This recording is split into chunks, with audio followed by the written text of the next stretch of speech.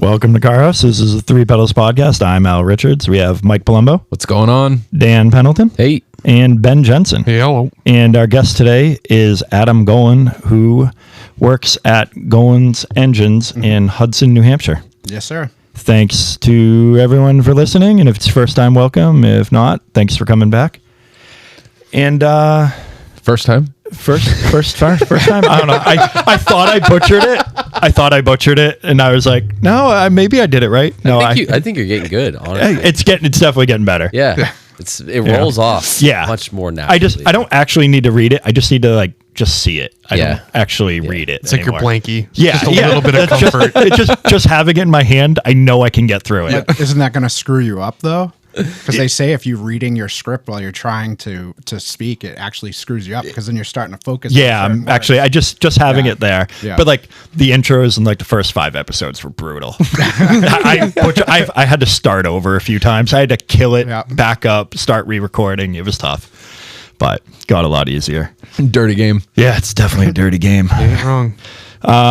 Any callbacks? Anything? Anybody send you guys anything? Anything going on? We put up the poll, or you put up the poll for the Corvette, the C7 versus that was me. Yep. I was passionate about that. I get it. Yep, Dan put that up. Did we get any feedback on that? Was there? It was the majority was C7, right? C7. Hell yeah. There we go, people. 100% C8 looks like a Ferrari. It just sounds different. It probably feels different. The C7 is so mean, so aggressive. It looks good with the young guy. It looks good with the old guy. If you got your New Balances or your Jordans, it doesn't matter. Get I inside. agree. I think the C7 was especially the race car, the C7R looked so good with the front end so wide and the hood was longer. And then that short tail, it was just squared off in the back. I remember I saw that at the Rolex 24 and I was like, holy shit. I obviously love the 911 RSR, but the Corvette was just and they did really well. They were one of the most successful Corvettes of all time in motorsport history. They ran that gen forever too, didn't they? Yeah.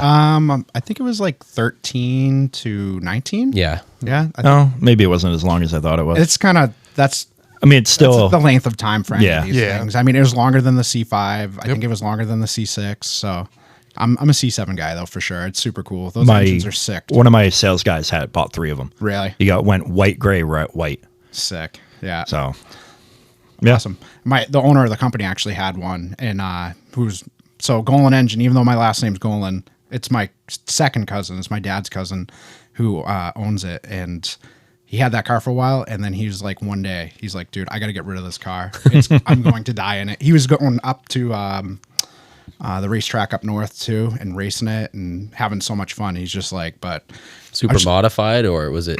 No, it was stock. Pretty stock. Yeah, I think it had the supercharger on it. But the funniest part about my work is none of us really have crazy cars right now. It's we all go dailies.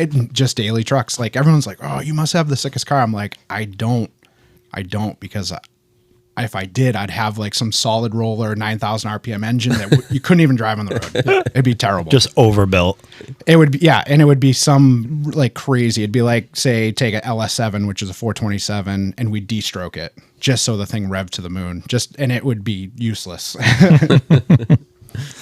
That's crazy. I had a pretty decent week running around picking up air compressors. Oh, I saw that. Yeah. So Kim's getting pretty sick of that, but she came both times, so that was cool. Laura would have left me the second time. She's see you later.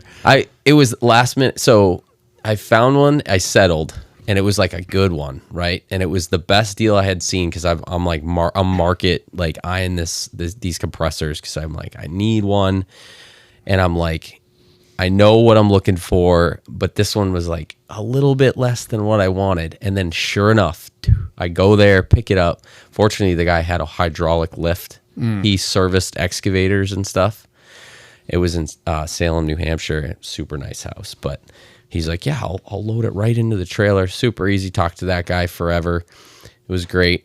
Get it home. And then 2 days later, this other compressor, which I've been looking for a year now, pops up, of course, right up in it was past Concord and past 89.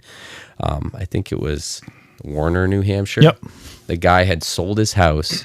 His ex-wife listed it, and it was like, needs to go. Bought it new for like 5 times what he was selling it for. He said, you messaged me 20 minutes after she posted it. And he's like, I know I could have got more for it. Big ass dude, helped me load it up. These things are like 600-700 pounds, dude. I don't want to have to move one again, but I got one listed now. So if anybody's looking for like a decent shop compressor, it's an IR. It's solid. But yeah, pretty funny. We were talking about the Facebook Marketplace stuff. Yeah. Like the people you meet. Oh my god. It's so funny though, because like these people are just like, I don't know, they just like open up sometimes, and they're like, like they'll just tell you their story. This guy, he sold his house.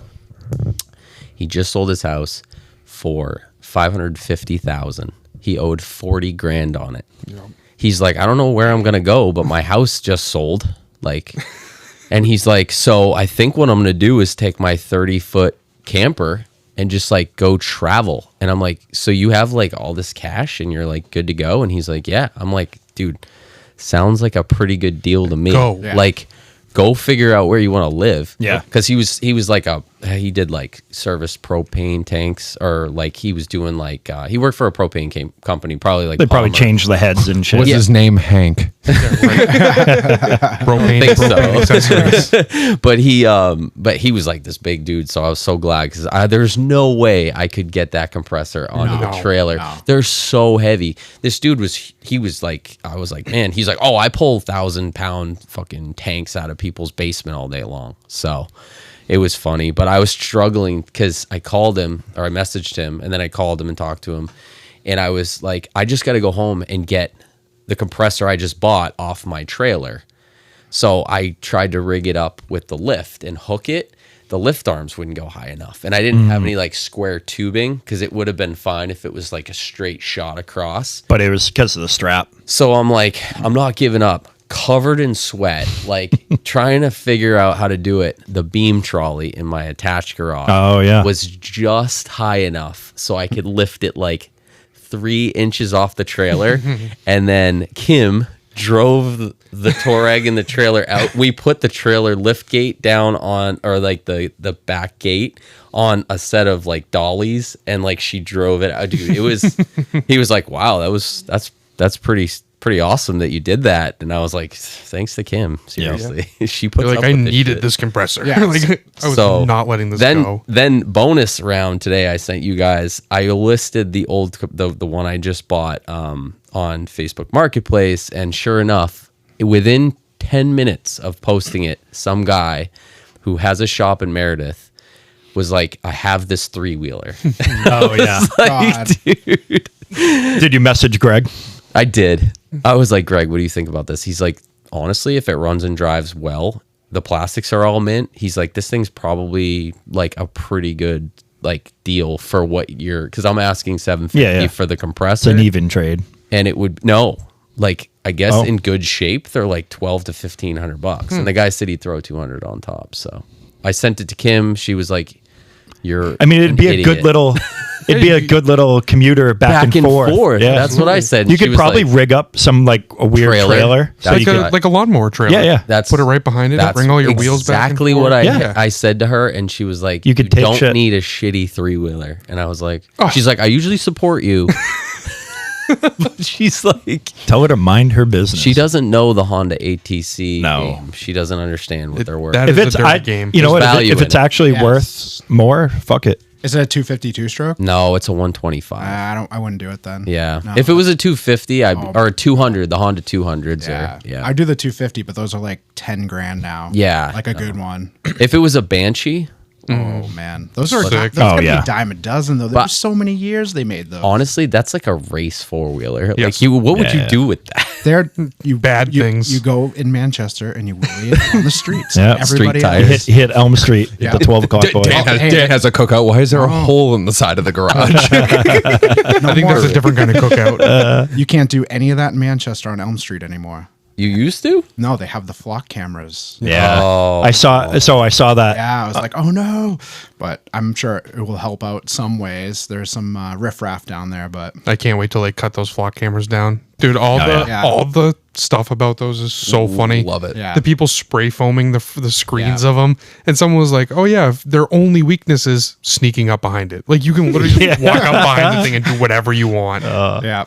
How high are they up? I think 12 feet. Oh, so they Yeah, but they're on their own pole. Yeah. People are taking sawzalls. People are walking behind them with a sawzall and just cutting them down at the base and letting them fall and walking away. But at 12 feet, you could probably climb that Just have fairly easy. Just get on my shoulders. Exactly. Yeah. We're good. Have you seen the reports on like they've been doing studies on like what law enforcement agencies are Yes. using the media for? Oh, very and there's bad. some really bad stuff. No, I haven't. Yeah, 60 cases, I think, of some nefarious stuff. Yeah, people just watching. Yeah. Like, Yeah. not really what it was intended for, but I think they should chop them all down. Fuck Well, that. they Yeah, also said something about it was originally it was just supposed to pick up license plates and identify vehicles, and then in the post I saw today about the spray foam, it was like, oh, the cameras didn't identify the people who did it, and everyone in the comments is like, isn't it only supposed to identify license plates and motor vehicles? And they were like, well, it's just like, nope, that's not how that works, dude. Like, Well, with AI, Yeah. what I had seen is that they are not only just looking for suspect license plates, they're actually like following the route that people are taking and creating a database of events that the vehicle traveled. So like, yeah, I guess if you were, A duffel bag boy. yeah, it wouldn't be good for you. No. if you were delivering pizzas, Yeah. yeah, But that's also like extremely like I don't know, it just seems like it's way too much for the government to be, that's the borderline, like just invasion of privacy. Exactly. It's an overreach. Yeah, Yes. Would we call it? definitely. It's kind of like Australia does a lot of stuff Yeah, like that too, I think. And maybe, I've heard China with their social credit scores. And I've heard about that. There's so Yeah. many. It's like, it's a rabbit hole. Once it's open, there's like all the conspiracy guys like, all right, man, you're screwed. But yeah. I don't know. We're in a weird time, and it's like a vehicle. There's change, and you're gonna hate it at first, and maybe it's okay at some point. But I don't like it right now because I'm definitely getting older. I'm like, get that off my road. No, But where does it seriously. stop? It's the goddamn chemtrails, guys. That's true. But where do they draw the line? There's never a Exactly. line Never. because the second that something else comes into play, they just, all right, look in that bill, and there's one more thing that we didn't know about, they didn't talk about, and there's just a little bit more. They're taking a little bit more. But Well, when does it become an invasion of a democracy It's where already there. the people It's there. are in power? Like we're really not in power anymore. It's almost like there's this class of people who are basically ruling over us, and the more and more civil liberties they take away, the less and less power the people actually have. You know what I mean? Yeah. So that's pretty scary. Like, well, it's starting to feel that like the freedoms we do have are kind of, like, oh, but you have this. Don't worry about that. You have this. Yeah. So it's kind of like an illusion. Like, we're gonna do this stuff on the back end. But I don't know. Sorry, conspiracy theory stuff there. It's a deep rabbit hole regardless. Yeah. Speeding cameras are not good either. Well, that's part of the flaw. Yeah. Yeah, that was the whole original thing. I caught one when I went to Revival. I think it was on the way there. I get home 2 weeks later, get a speeding ticket. No way. In Lara's car. Oh, yeah. She got in it. Mass or In Rhode Island, Providence. Yeah, I gotta watch Going out through all a the time. school zone. Yep, I've heard that. Al's companies, or not Al, Mike's company's getting 1,000 I speeding tickets I in the watch mail. all the time because I'm like shit. Because when I'm in New York and New Jersey, Yeah. like I'm not. are they like Especially 5 when I'm on over? They're side gonna hit streets. you with it, or I was doing 55 in a school zone or 45 or some shit. I don't know. I was in, Fuck them kids. I don't know what it was. I think getting air off I think speed I was. bumps. I think it was like 40 and a 25 because it was a school Al, zone. I can't believe they sent me a ticket. Yeah. I was double doing the speed limit. But it was 55 like, miles an hour down Main Street. but the timestamp was like 4:40. I go, what the fuck? There's no kids out here right now. Yeah. I was like, this is bullshit. What if they were getting out of like practice? Yeah, I don't know.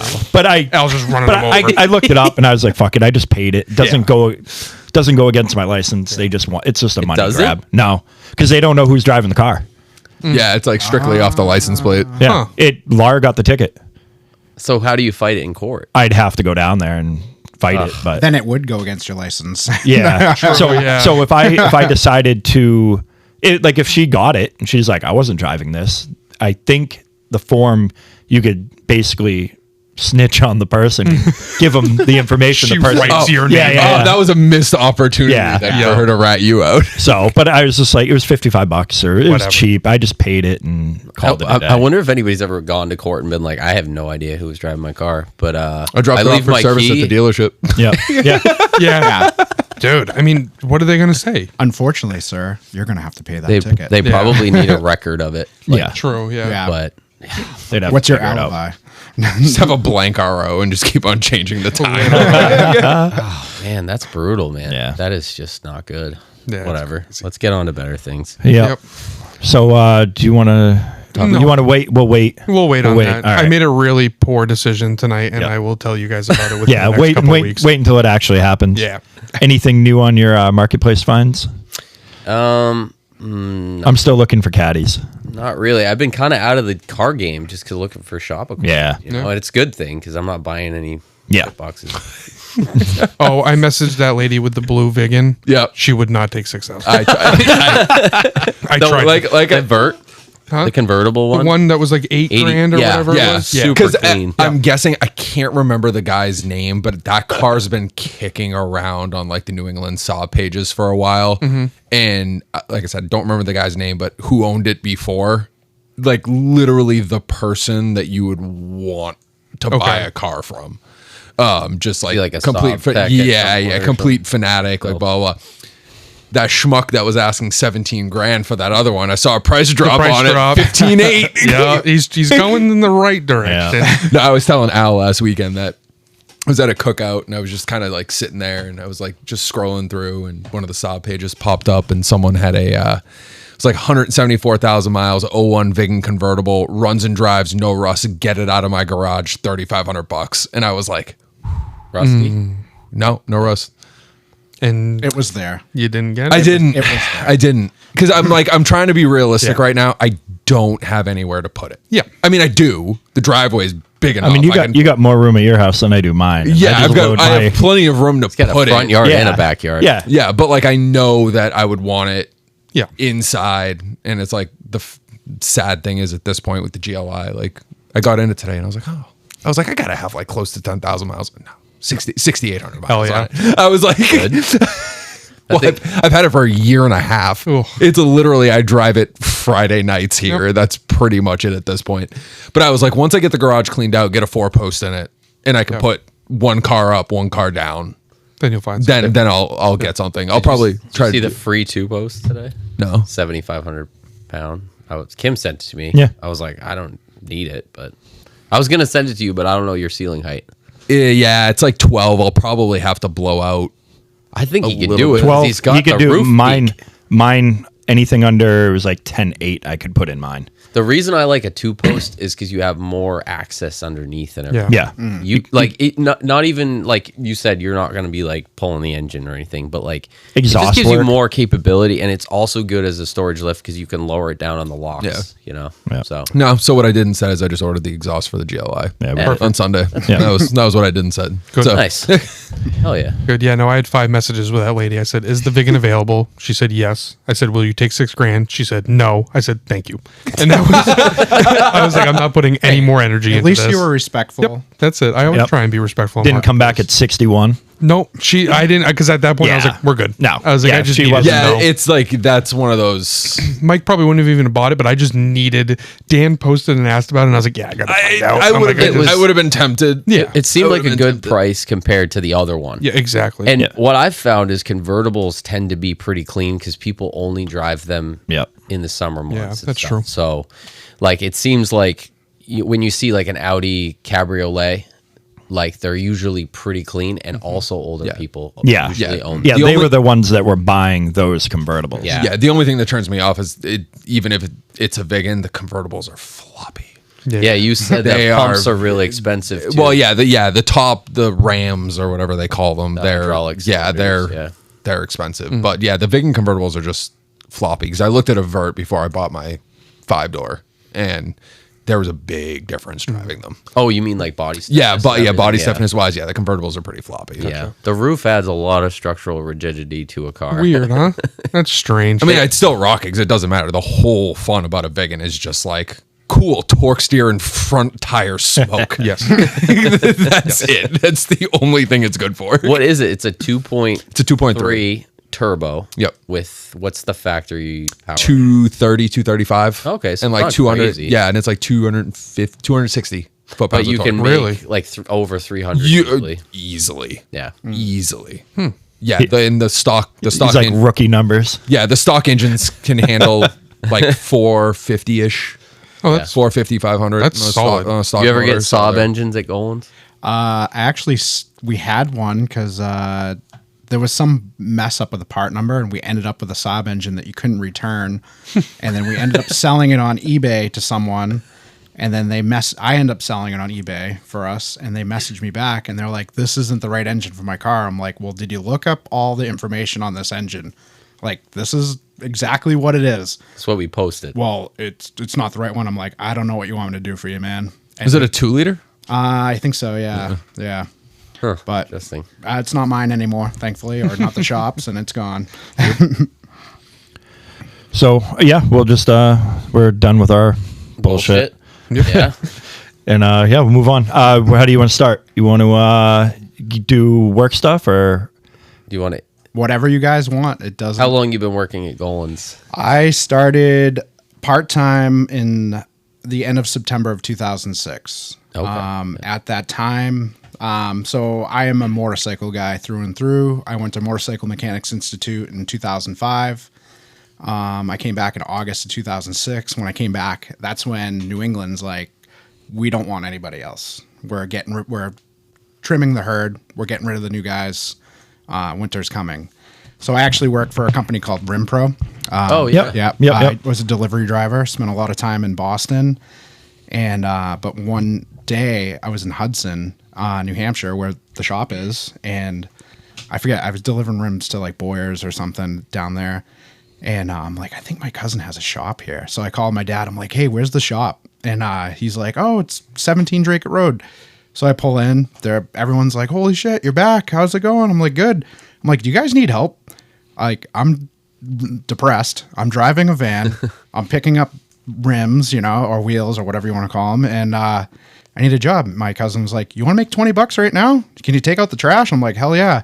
So that's where it started. And he's like, do you want to work nights? I'm like, yeah, I'll work nights. What do you want me to do? I'll strip engines. He's like, no. The job that you're going to take, that guy took a ton of drugs and went nuts 3 months ago. I'm dying here. I need help. You're going to be my assembly guy. So that's how I started this. threw you right into it? Yeah. And it was like my first part of it was building cylinder heads for the 92 to 97 LT1s like Corvette, Caprice Classic, Camaro.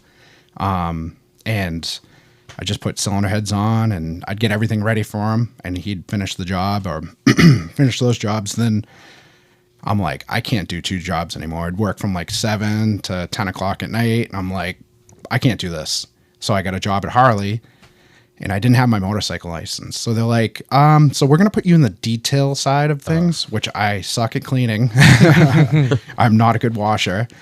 And I'm like, man, this really sucks. And I had to tell my cousin, I'm like, dude, I got a job on the Seacoast. I'm going to work for Harley. He's like, well, how do you feel about working full time here? I'm like, how much are you going to pay me?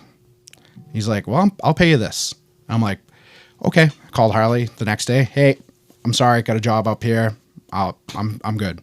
And that's where everything started. And I've been there ever since. How old were you at that point? 2006. I was 21 years old. Okay. Yep. I actually just turned 21 when I got back from MMI. Gotcha. So, and I went to Orlando MMI too. I didn't go to Phoenix. So it was an adventure. Did you have any from MMI? Did you get any sort of engine building? Like, did you have an idea as to what you were doing, or?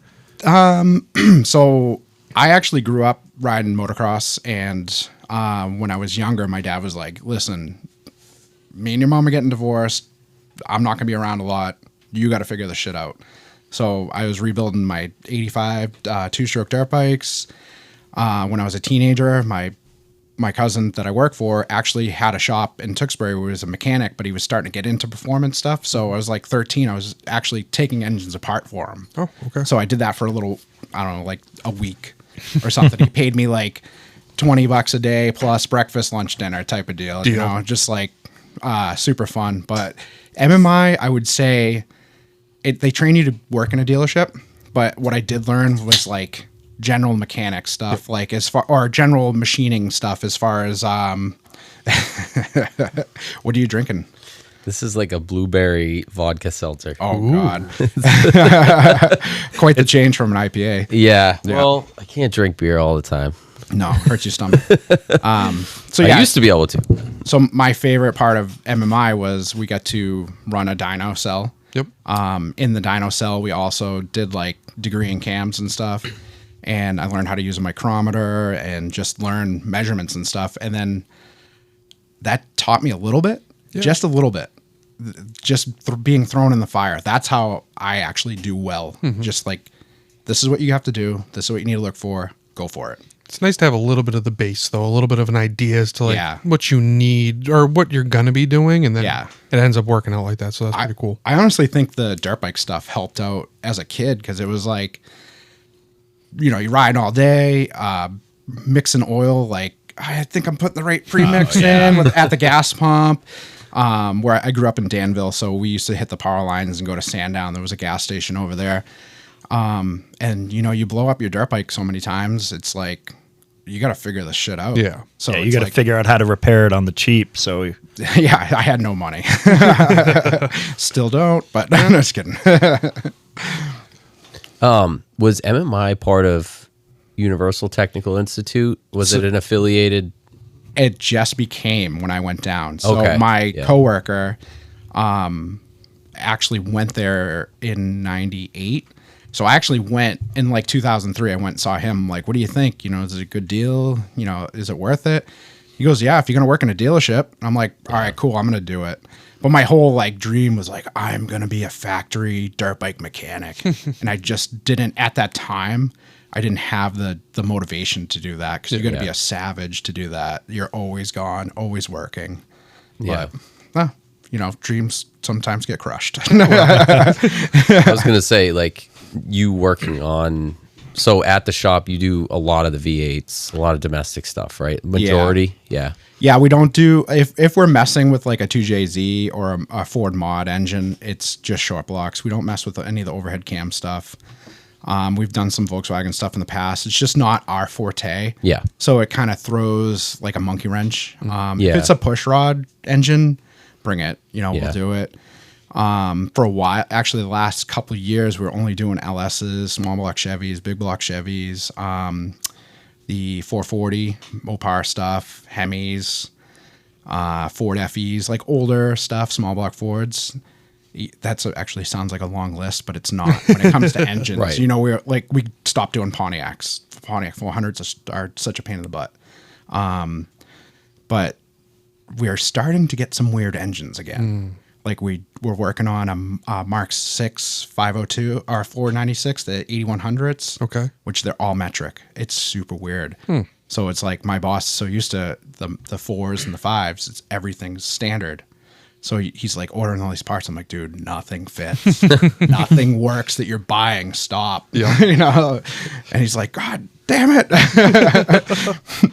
But I mean, I feel like LS-based engines may keep you guys busy enough that it's like a bread and butter situation. It is. It's like a super competitive, and in the nowadays with YouTube and just people having a base knowledge, the LS is like a really easy engine to work on. But a lot of times people do things that they think they can get away with, and you can get away with this stuff for a little while, but it always comes back to haunt you in the end. Unless you're like, I got a buddy, Derek Lavin, and we have another Vague Industries, I think is I forget his name. Josh is his name. He did 11 engine swaps in his truck one time. I could hear you. He did 11. Yeah, he has this twin turbo. It's a. I've seen it. Yeah, Hilux. Is it Hilux? I forget. Is it? Are we talking Derek? No, so I was talking about Josh of Vegan. Oh, okay.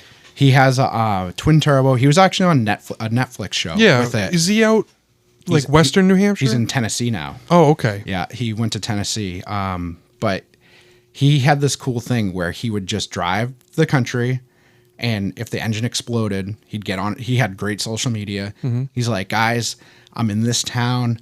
I need a set of rods for this engine. Oh, I And saw. They did hooked like him a up. YouTube series, right? Yeah, And he actually like, had an Amazon show too, I think. yeah, I think that's maybe what I saw. Yeah. And he basically just popped down through different shops and stuff, and he was doing like drag and drive, basically, right? Like he was racing it. and- Well, that was the Netflix show, which I guess he almost killed the camera guy because they were next to him. And he had this like crazy story where he went to where they were filming. The engine blew up. They had to redo it the day before. He just got there, no sleep, and the truck like just spun. And he went directly towards the car. I think he crashed into the camera car and almost killed the camera guy. Wow. So yeah, he almost got kicked off the show immediately, I believe. Holy, Yeah. wow! I didn't- That's not good for Hell your of a- resume. Yeah, hell of a way to start, huh? That's kind of his life, though. He's crazy. Yeah, But so yeah, a lot of LSs. Are you seeing a lot of like older? You were saying small block Chevys and stuff like that. Are there people? This is how I want to word this. Are you guys doing it for like a rebuild daily driver, or are you also building power, like engines that are going to make power? Like, is or- somebody coming in with an early 80s truck and just be like, hey, I just want this resealed, Yeah. redone, and I want to put it back in. yeah. So nowadays, our small block Chevy numbers are like down. Like Okay. we barely do them now. It seems. And that has to do a lot with like blueprint engines because you can get an engine off a Summit for pretty cheap. Yeah. And they make decent power. I mean, I've seen a few of them. If they have an issue and the guy's like sick of dealing with them, they're not the worst thing in the world. It's not like up to what I would like to do.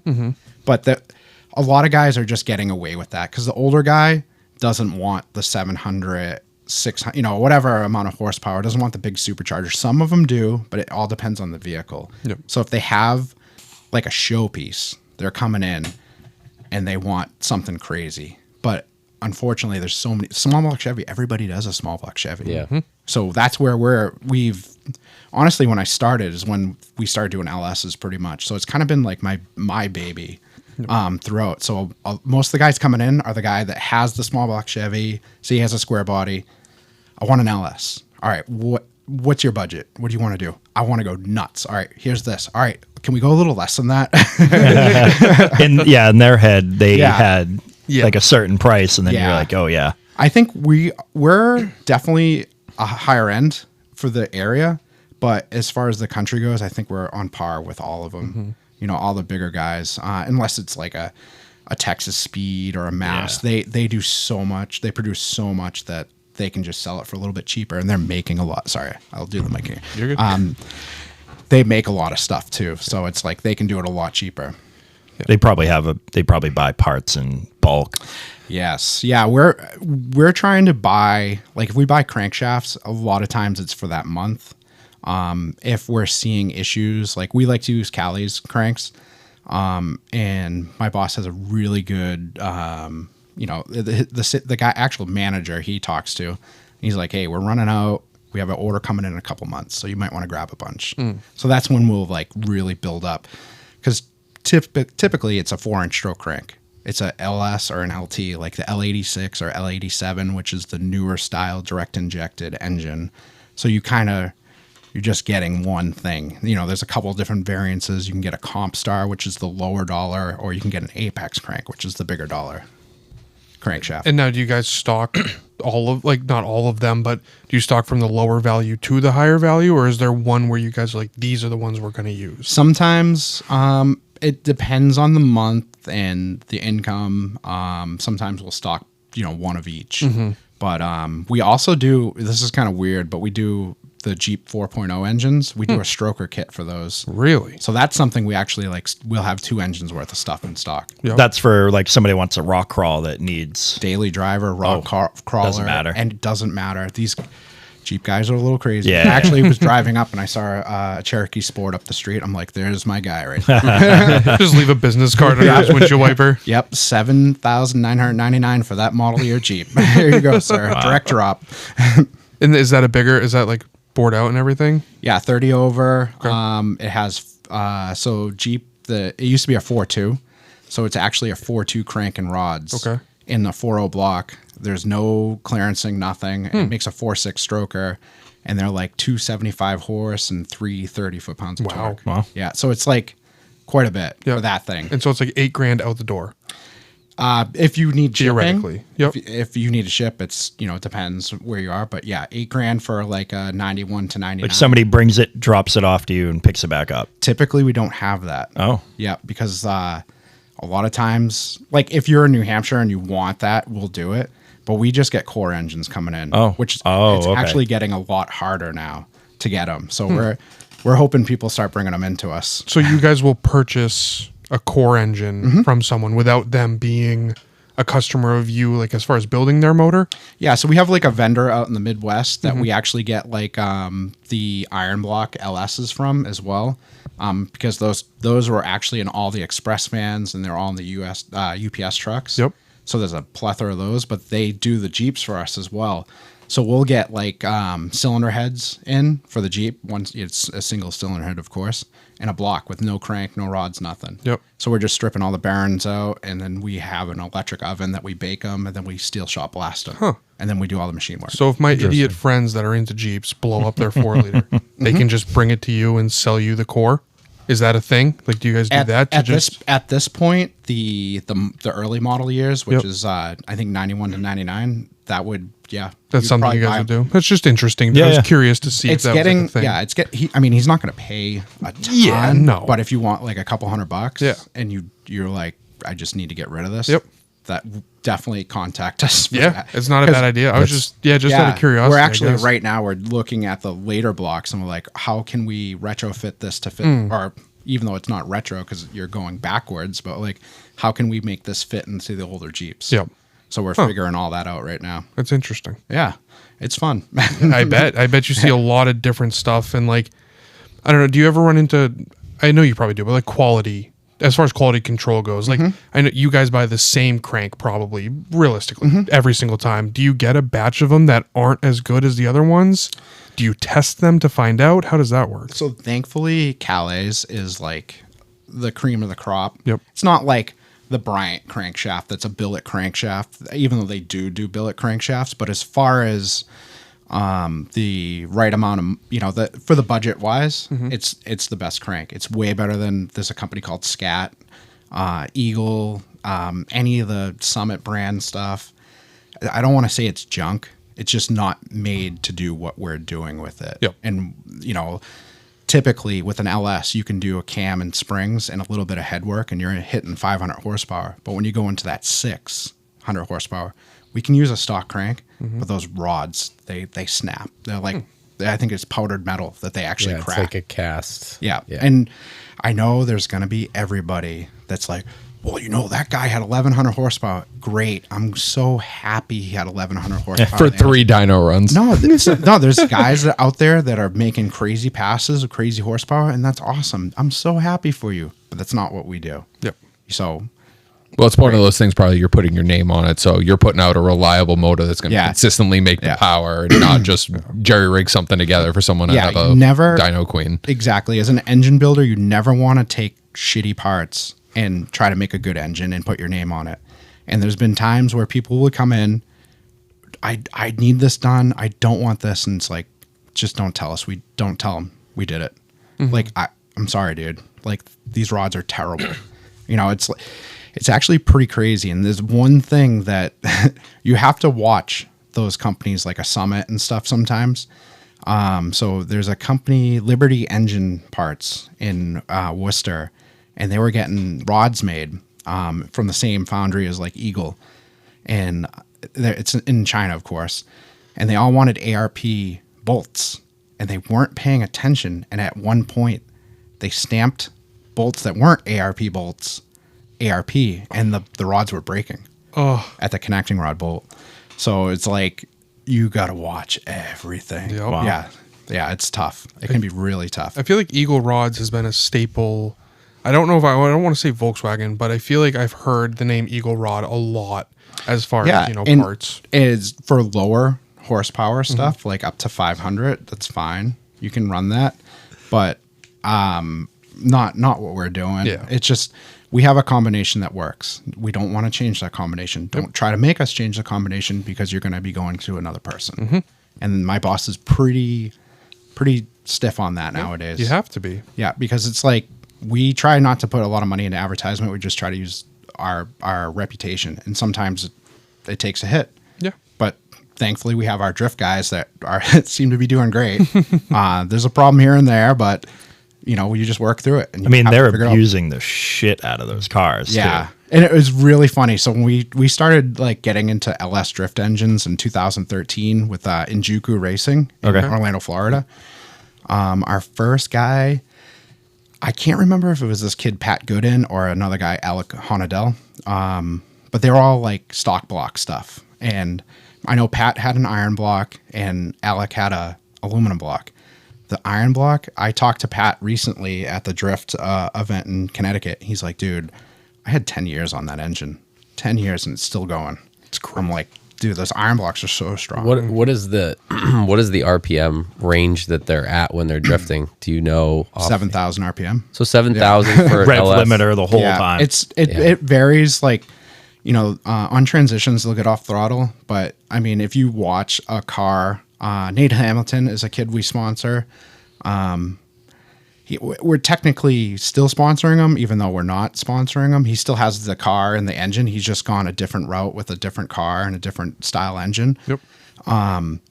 But I've watched his videos, and usually that engine was like 6,800, and he's like 62, 68, 62, 68, 58, 60. Yeah. It varies. It all depends on the slip and the grip. Yep. So. Did you see Matt Field at Stafford? Yeah. His C6 or C7? C6, yeah. C6. He was having super misfire issues the whole time. I made me think that you were probably just sitting there like, what? No. I could help this. I could figure this out. No, actually, so we have 3 drivers in the field now. Yep. We have Jerry Johnson. He's a new guy. He's in a C6 Corvette. We have Brian Hopp. I can't pronounce his last name. He's in like either a 180 or a 240. Yeah, I forget. It's an S13. Yeah, I'm pretty sure it's a 240 if I'm not mistaken. Yeah, it's very, very small. It's almost as small as like an FC, like an RX-7 FC.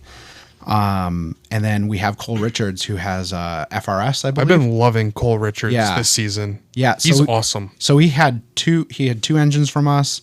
We had a lifter failure in one, and then we had a rocker failure in the other engine. So he's running his 3rd engine at Connecticut, which he's not a big fan of. They had an issue. He ended up in the wall. So it killed his day. Unfortunately, it was an awkward meeting for me because he was in, he's younger too. So me being 41, it's kind of with the younger guys, I'm kind of trying to figure it out a little bit. You're like, all right, son, listen here. And dude, I hate to be that way. My wife's 33, so I'm like, when I was your age. So he was having, and his spotter is actually Pat Gooden. So I have a good repertoire with him. And but I talked to Cole Richards, mechanic, and our crew chief, and they want more power, of course. And I'm like, let's put a supercharger on it. And Cole's like, I hate superchargers. I'm like, okay, let me go back to the drawing board. But I mean, his car is super sick too. I think he is definitely one to keep your eyes on. Yeah. In this upcoming season and next season, I think he's going to be a name out there for sure. Yeah, Pat was Pat's really honest, and he's like, dude, this is a future champion 100%. driver. So, and it's cool too is Chelsea DeNofa. Yep. He's the spotter for Brian Hopp. Yep. So I'm like, hey, what's up? Yeah, let me get in that conversation real quick. I there's been a couple times that I've wanted to go up and talk to him, and I'm kind of like, I'm very standoffish with that stuff because it's like he's working, and then the fans are coming up, and I'm like, I don't want to bother. I'm sure it wouldn't be a problem, but I just was like, hey, Chelsea, I'm Adam. Nice to meet you. Yeah, just from afar, and then you just walked away. You're like, okay, that was enough. Like, I'm sure he's probably awesome. Yeah. He's probably awesome dude to talk to. I was just like, I think I was in the zone too. I'm like, all right, Jerry's here. He's doing good. Oh, Brian's in the wall. Shit. Oh, Cole's car's messed up. Oh, man. I'm like, I think I'm enjoying this event. Maybe I shouldn't talk to anyone. Yeah. And my buddy was actually with me who's, he's into cars, but he's not into cars really. And I'm like, dude, I'm sorry. I was supposed to bring my wife. Yep. And I'm like, honey, we're going to be at the track for 10 to 12 hours a day, 2 days in a row. And my friend Brad, he's like, whatever, man, I don't care. And I said to him, like, dude, this is going to sound so stupid, but I'm kind of a big deal.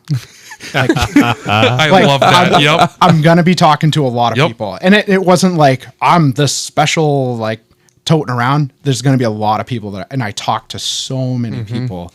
And he was like, you weren't lying. I'm like, can I buy you a beer or something? You want to hang out over there?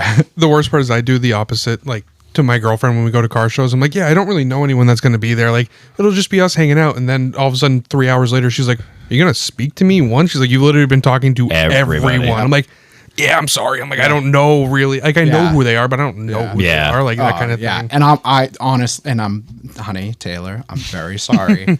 I'm the worst. Like, if I'm into something, I don't need to eat. I don't need to drink water. I need to do what I need to do. Where she'd be like, dude, I'm starving. Like, we need to eat something. Yep. And by the way, if you've never been to Stafford's, is it Stafford Springs? Yep.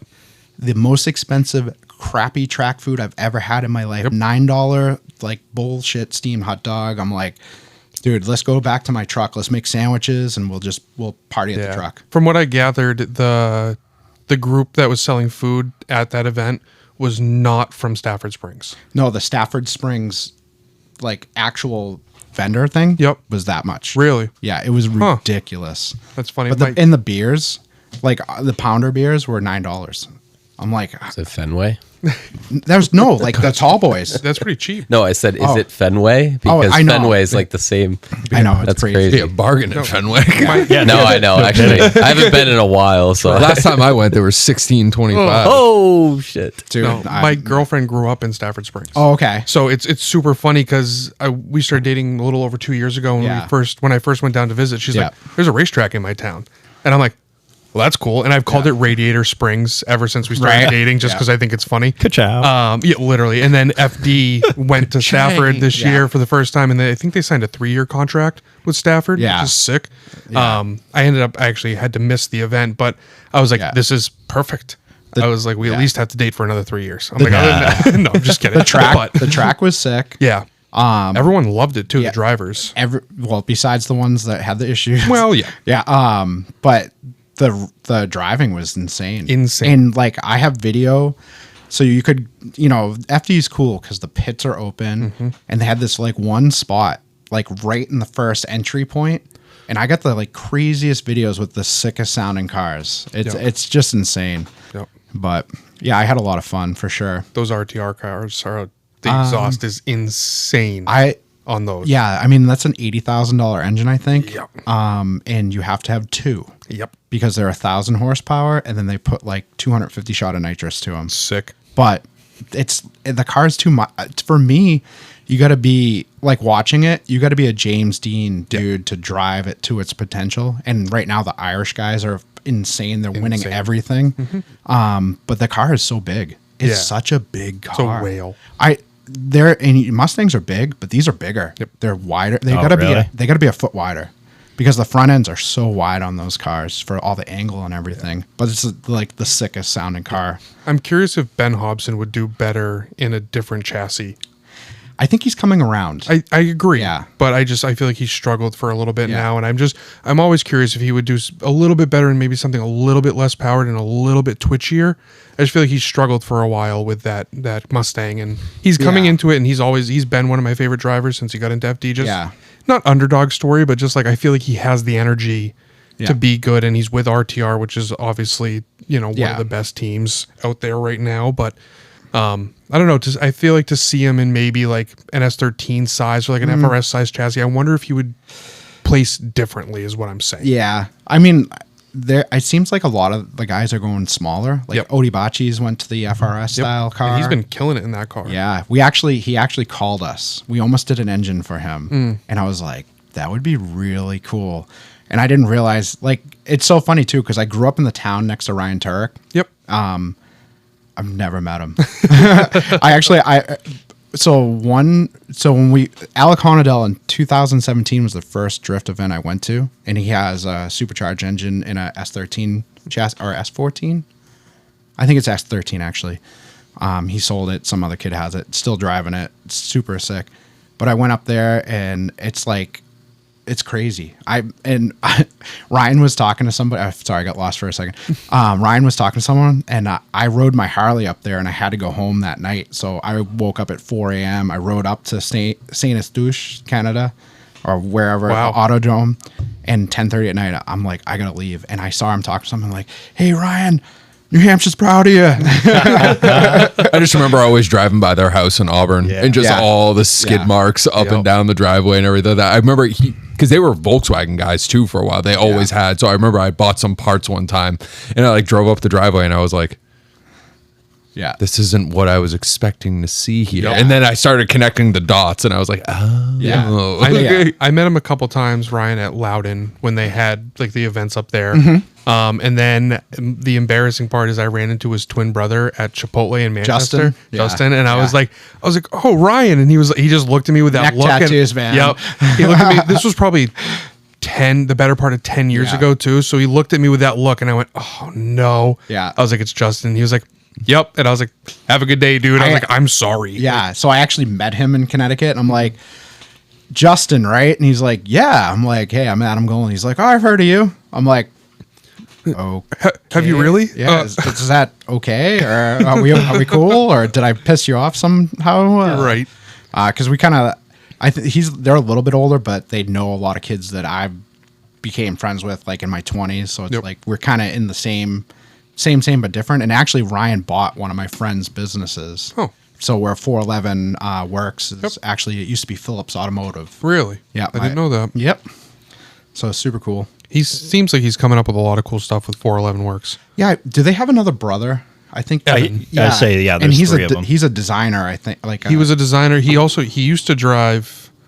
It was Evan. I'm pretty sure it was Evan that drove truck for Ryan.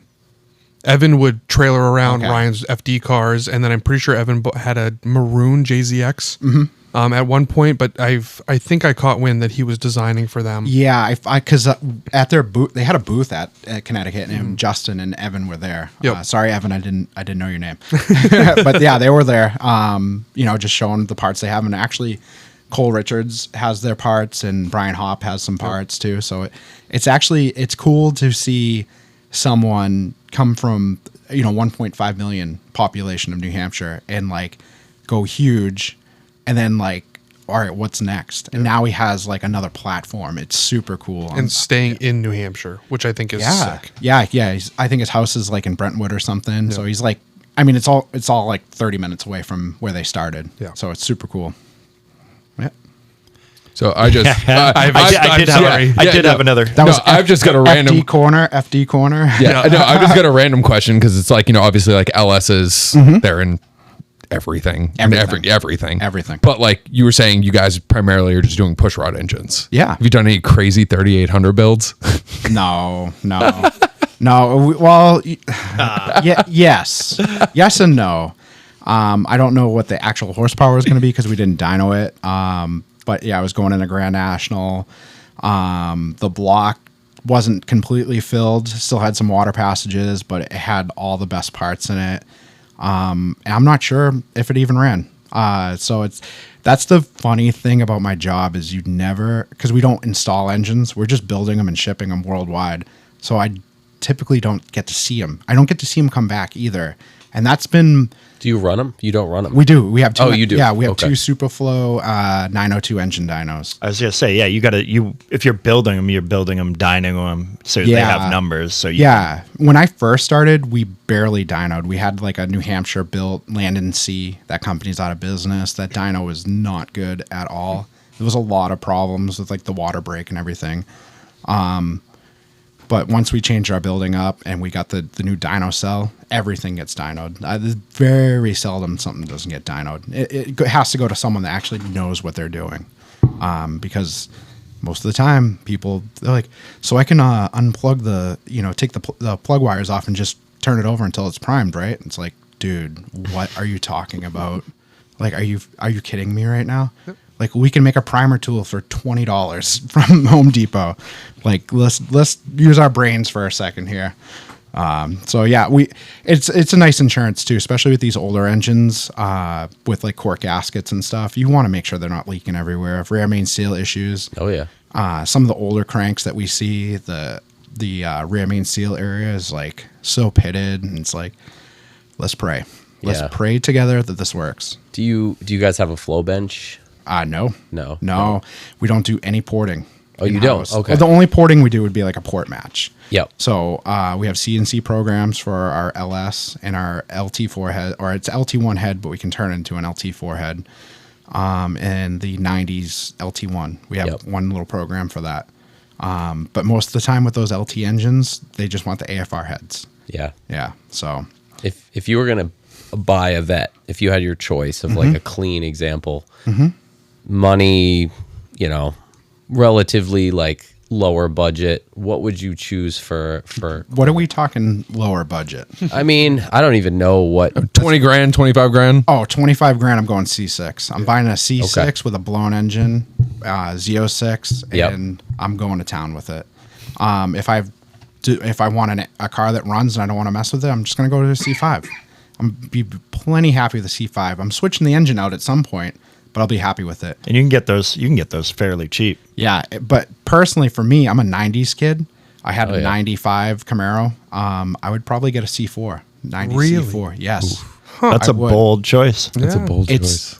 They're kind of cool. They're under 10 grand. It's under 10 grand. They're super Price cheap. point, they're perfect. The interior is But interesting. I had some dirty thoughts when I started seeing a bunch of like higher mileage C5 Z06s popping up for under 20 grand, and I was like, that would be fun, but just watch your oil because they consume. That LS6 engine consumes oil. When did they start moving to the aluminum cylinder? Not aluminum cylinder heads, aluminum blocks. 97 was the first year and it was Corvette only. C5. Yep. Okay. Yep. That was the first year. And do you guys, on high horsepower builds, do you guys sleeve in-house, or do you guys sleeve it all? Or we haven't gotten into that yet. We have a 5-axis CNC. It's just our shop is like a super production shop. So we're doing up to 250 engines a year. We finally just got another engine assembler. So basically, I don't do any machine work. I mean, you're basically doing an engine a day. Assembly. 5 days a week. Right? If you give me a LS, no matter what block it is, and it's bare, but it's washed, all the parts are washed, I'll have that thing ready for the dyno by 5 o'clock, starting at 8:30 in the morning. Yeah, and that's gapping rings, measuring everything again, making sure everything's good. But that's just when I was building my Golf R motor, I shot him like a whole notebook full of measurements, and I was like, "What do you think about that?" And he's like, "I'd run it." Things been awesome. Yeah. Well, so general rule of thumb, depending on, of course, your power output. With those engines, the journals are smaller, so you can run a tighter tolerance.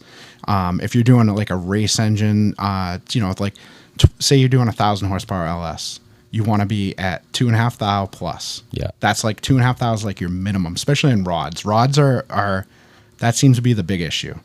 If I see an engine come back, I honestly most of the time I'm like, it's gonna be like number 4 for some reason. 4 and 6 rod, they're smoked.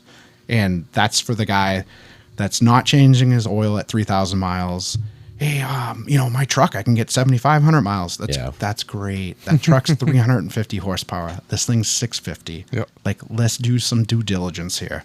So if somebody had a C5 and they were drifting it, yep, and they needed a new motor, what would it cost them?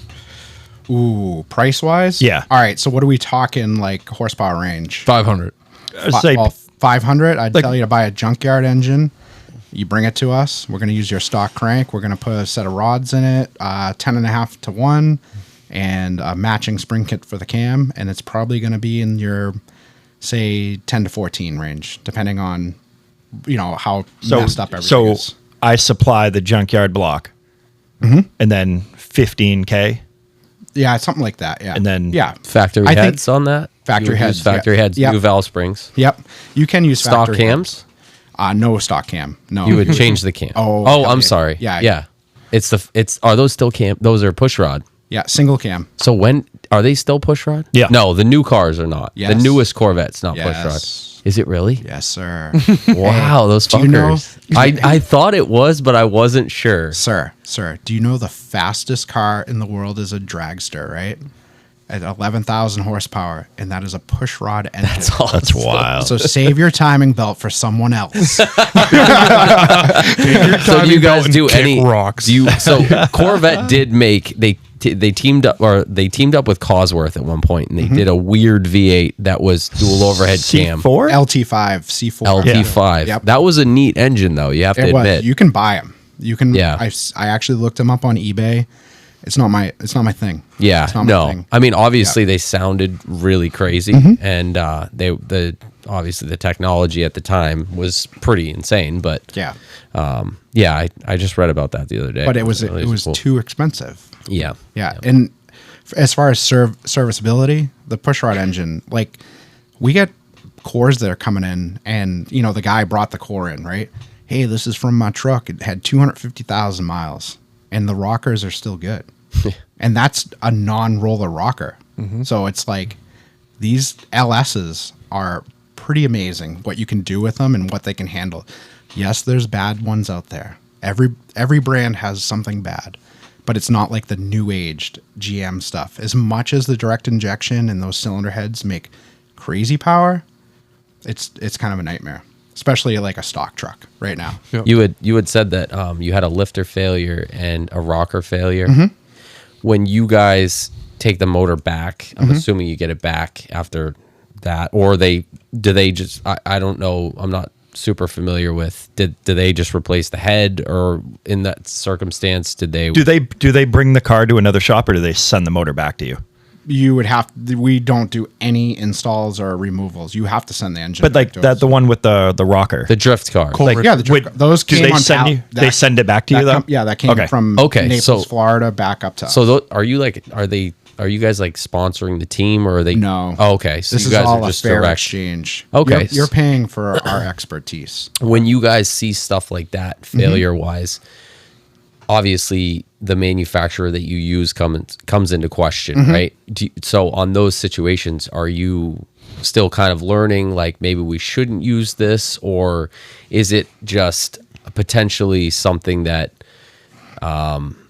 would you just replace it with another exact same component, or are you thinking, like, I don't know the specific situation obviously, but just maybe you could give us a little bit of a Yeah. So on the lifter failure, it's with a lifter that we use like all the time right now. Yeah.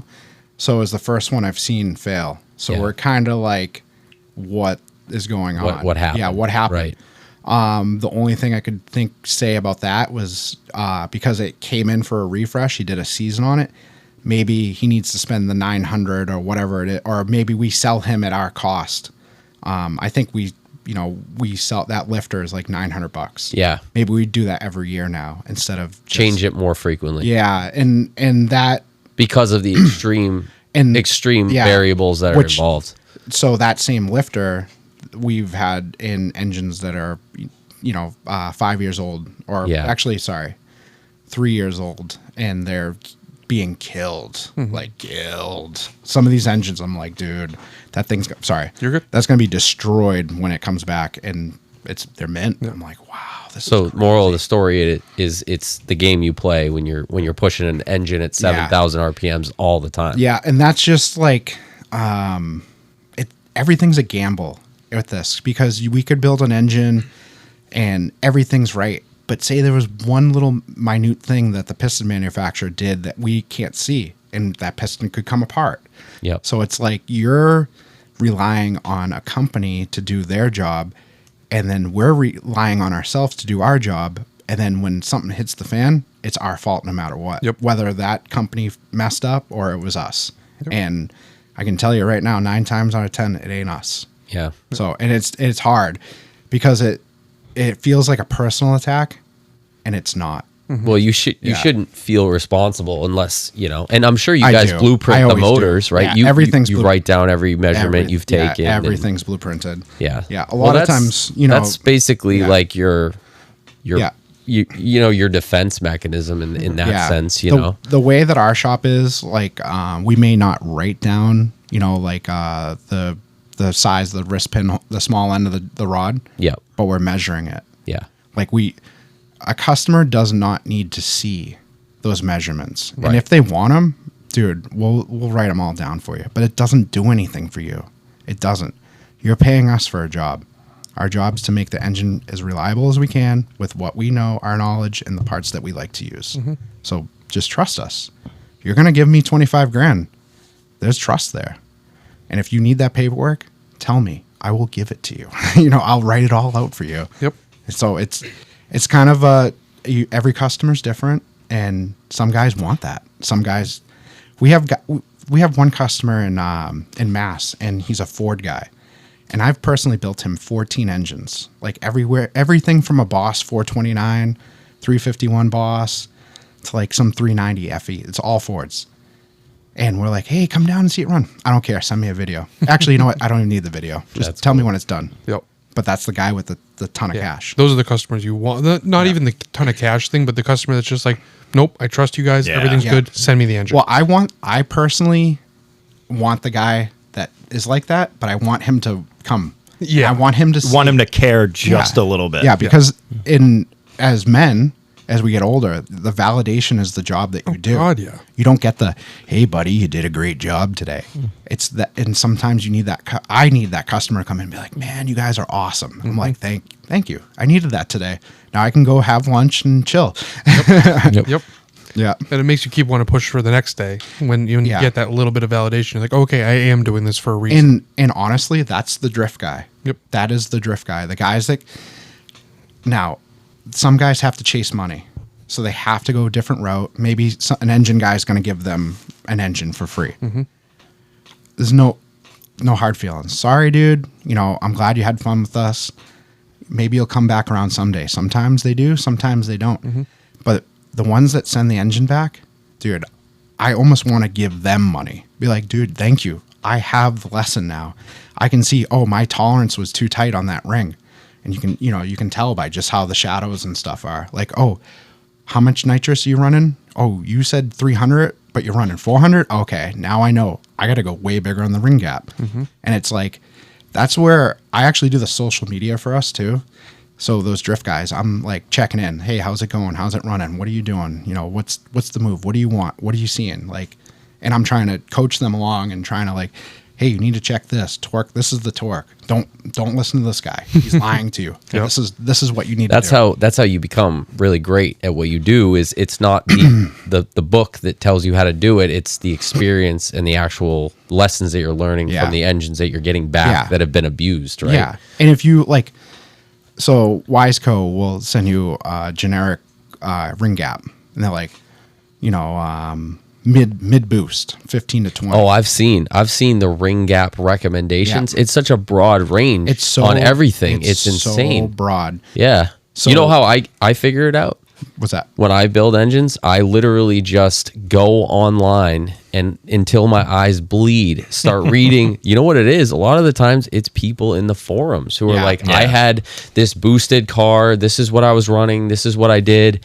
And it was like, I blew it up because the ring gaps were too tight and this and that. And then I'll ask, like, I asked you, I asked I ask around, I asked Doug Pauly, I'm like, what are you running for that? And this is what, and it's just like, okay, so I can kind of find like a middle ground. But yeah, you got to be careful though with that too, because sometimes they think it's that and it's not that. Oh yeah. So you have to do due diligence. And dude, honestly, my DMs, I'm always open. If you message me at 10 o'clock at night, I'm on my phone. And if it's not some bullshit question, I'm going to help you. And Nate Hamilton, he can attest to that. When we were sponsoring him, 9 o'clock on a Sunday night, oh, hey, we're having this issue. And I'm on the phone with them. Yeah. I'm like, check this, check that, check this, check that. He goes, what do you think? It's not that. I'm like, personally, I wouldn't run it. But if you feel like you have to, do it. Did he run it? Yes, he did. He blew the fucking thing up. He blew it up. Did you find out what it was? Yes, clogged injectors. Oh man. E85 is wonderful, and you know, his tuner should have done something a little differently, and he went 4 races with clogged injectors and smoked the engine. And this is, I think, where we kind of, Nate, if you listen to this, I love you. This is why I think he went a different way, because at that time it was like during COVID and we couldn't get parts. And we couldn't get parts, and it was like, no, we had to go a different route, and it all worked out because the car's still running now. Yep. But when he got it back, he's like, holy shit, dude, what a difference. I'm like, yeah, you were down 150 horsepower. Yeah. Like, what do you think, dude? I blew up an LS once. Yeah. I had a C5 Corvette. Mm-hmm. Didn't know anything about anything at that point, but it had a leaky injector. Mm-hmm. And I took it to a buddy's shop I don't even know what Justin was doing to it, whatever he was doing to it. Messed with a few things, and then he went to crank it over and just start it, and all of a sudden he heard a bang, like a good bang. And he looks underneath it, the starter is literally hanging off the side of the block. And he's like, that's weird. It broke the mount on the aluminum block. And we didn't really think anything of it. Like, okay, whatever. We had someone weld the mount back, and it wasn't great, but it worked. And we put a new starter in it, and it fired, and just knock. Yeah. It wasn't super deep. We thought it was head related. We thought it was something in the head. So we ended up getting it towed to Al's house. Yeah, Here. came here. I still don't, but didn't have any money at the time. So I bought all of the parts from AutoZone, all AC Delco. And we completely rebuilt the heads on that car in Al's garage, and we fired it back up, and it's still knocked. So I had a bent rod. What I didn't realize is that the fuel had filled the cylinder. Hydrolocked it, apparently. Exactly. Yeah. And The that's starters are that strong. that's what broke the start. Yeah, it's what. Well, it's only it's a thin air. It's Yeah. only like a half inch maybe, or 3/4 of an inch. So that's what broke the Yeah. starter off the block. We just didn't think anything of it. Yeah. But yeah, completely rebuilt the heads on that thing. I got a crash course in LS. I'm like, all right, so how does this work? Because I know nothing about push rod. So Justin's like explaining, because he actually knows. Yeah. He's explaining everything to me, and I just flat rated the heads off, and we made Ben do all like the shitty work. Yeah, I We're had to torque everything. Yeah. It was terrible. Was it all the torque to yield bolts? Too? Oh yeah. Yeah. Give me a gun. Yeah, it was a bad time. Yeah, that's terrible. You would spend a couple more dollars to get ARP for that. That's what I should have done, but at the time I just wanted it back together, and that was the easiest way to do it. But that was miserable. I've never owned another Corvette again. I would own a C5 or a C6, but Did you drive it after? Was it Oh no, it drivable, never. or No, it got towed out of my house. the rod was that bad that it was like it got towed to actually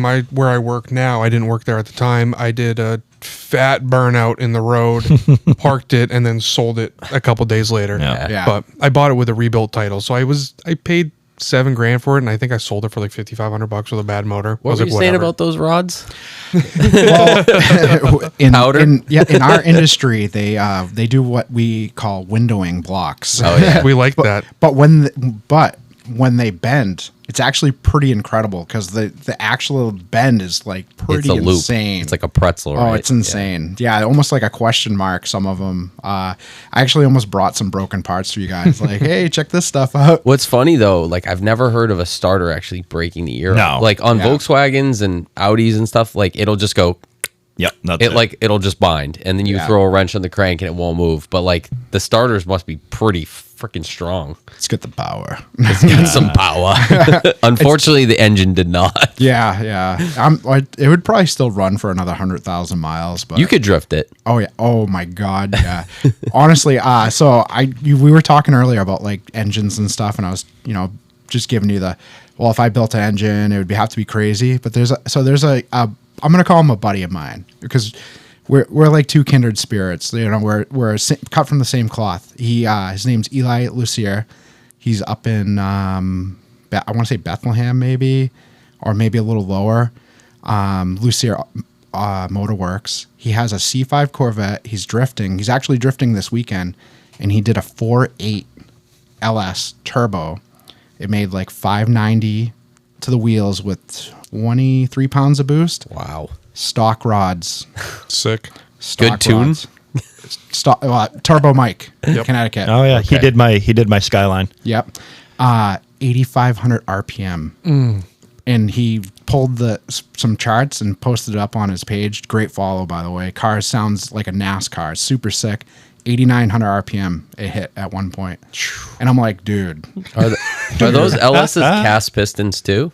Well, we built the engine. Oh, okay. So it was Stock rods though? stock rods. Why? Because that's the combination to hit 8,500 RPM in a hydraulic roller push rod engine. Okay. So it was just to get exactly. It was to Eli's a one-man or he has a guy working for him. Is it something he just wanted to do? Like he wanted. It was a budget. Okay. It was his budget, and at one point he wasn't going to do it, and he must have just found the money to do it. And it's nothing's free in this world, and I think he said he put about $50,000 to build this car because he started from scratch with it, and it has crazy sequential. Dog box transmission. Yep. The car is just so sick. I love this kid because he's just like he's not even a kid. He's probably close to my age. No, everyone. We Everyone. always Everyone's think a kid, that. especially up everyone's here. a kid. Car He people just- are kids. Yeah. He calls himself the giraffe, I think, because he's super tall. He's like 6'5", and he's just a good dude. And I wish I could just build him like the most badass engine, but he's so happy with this thing. Like, hopefully next year he can find some more money, or maybe we can help him out and get like a solid set of rods in there or something and pump that boost up to like maybe 30 psi. Something crazy. Yeah, he's That's still awesome, dude. insane though for stock rods. At that much 8,900 RPMs, boost. and And this the- thing must be screaming. The combo is actually Turbo Mike combo. Okay. So apparently Turbo Mike has the same combo. Do you now? When you guys did the stock rods, you changed the pistons. Yeah. Did you balance the crank and everything? Yeah, So you have to. Yeah, You have to, yeah. So just to get it to rev that high too, and this is a push rod V8. Yeah. The balancing's more for like just making all the harmonics right. Yeah. And if it wasn't balanced, they would definitely, especially that car is probably more solid mounted, the engine. Like most of our drift guys are running a motor plate. Or Oh right, it We're calling bolts them- right to the yeah. the front of the block. yeah, it's Yep. so funny listening to you guys too, because you're like motor this, motor that. I'm like, in my world, it's an engine. engine. Yeah. Motors are electronic. That's what I've always been told. Which is so funny because mean- it's like Dave's Auto says that too. This motor here, I'm like, Well, Crying inside. no, not really. engine. But, Yeah. yeah, So I was gonna ask you, do you know anything about Renegade hybrids? we used to build their engines. I heard that. Yep, back in the Are you 10 guys years ago? familiar with Renegade hybrids? No idea. So this Super cool. Yeah, so it was a company out of Las Vegas, Yep. I believe, who used to swap the front engine Porsche 944s, 928s, 924s, and I think the 914, which was the mid-engine, weird kind of like go-kart looking, and they used to put V8 LSs in them, and you guys have done some engine work for me, nothing crazy, just like I've dropped off cylinder heads, Yeah. and hot tanked it for me and stuff like that. And then obviously I met Doug, and he was like, "This is the place. Doug. Don't go this place. Go to this place." I love Doug. so Doug's awesome. So when I was living in Hudson, I used to drop you guys stuff once in a while, but I had heard that you guys built all the engines or a lot of the engines Yeah. for Renegade Hybrid, and I'm like, "There's no way."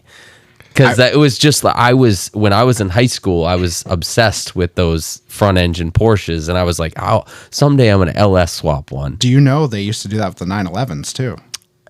I think people are still doing it because They- well, 911 no, engines so- are ridiculous money now. All the ones I've ever done were for 911. Okay, all They were right, never so, for the front, yeah. or that I knew of, because usually our build sheets will say the. You know vehicle. what?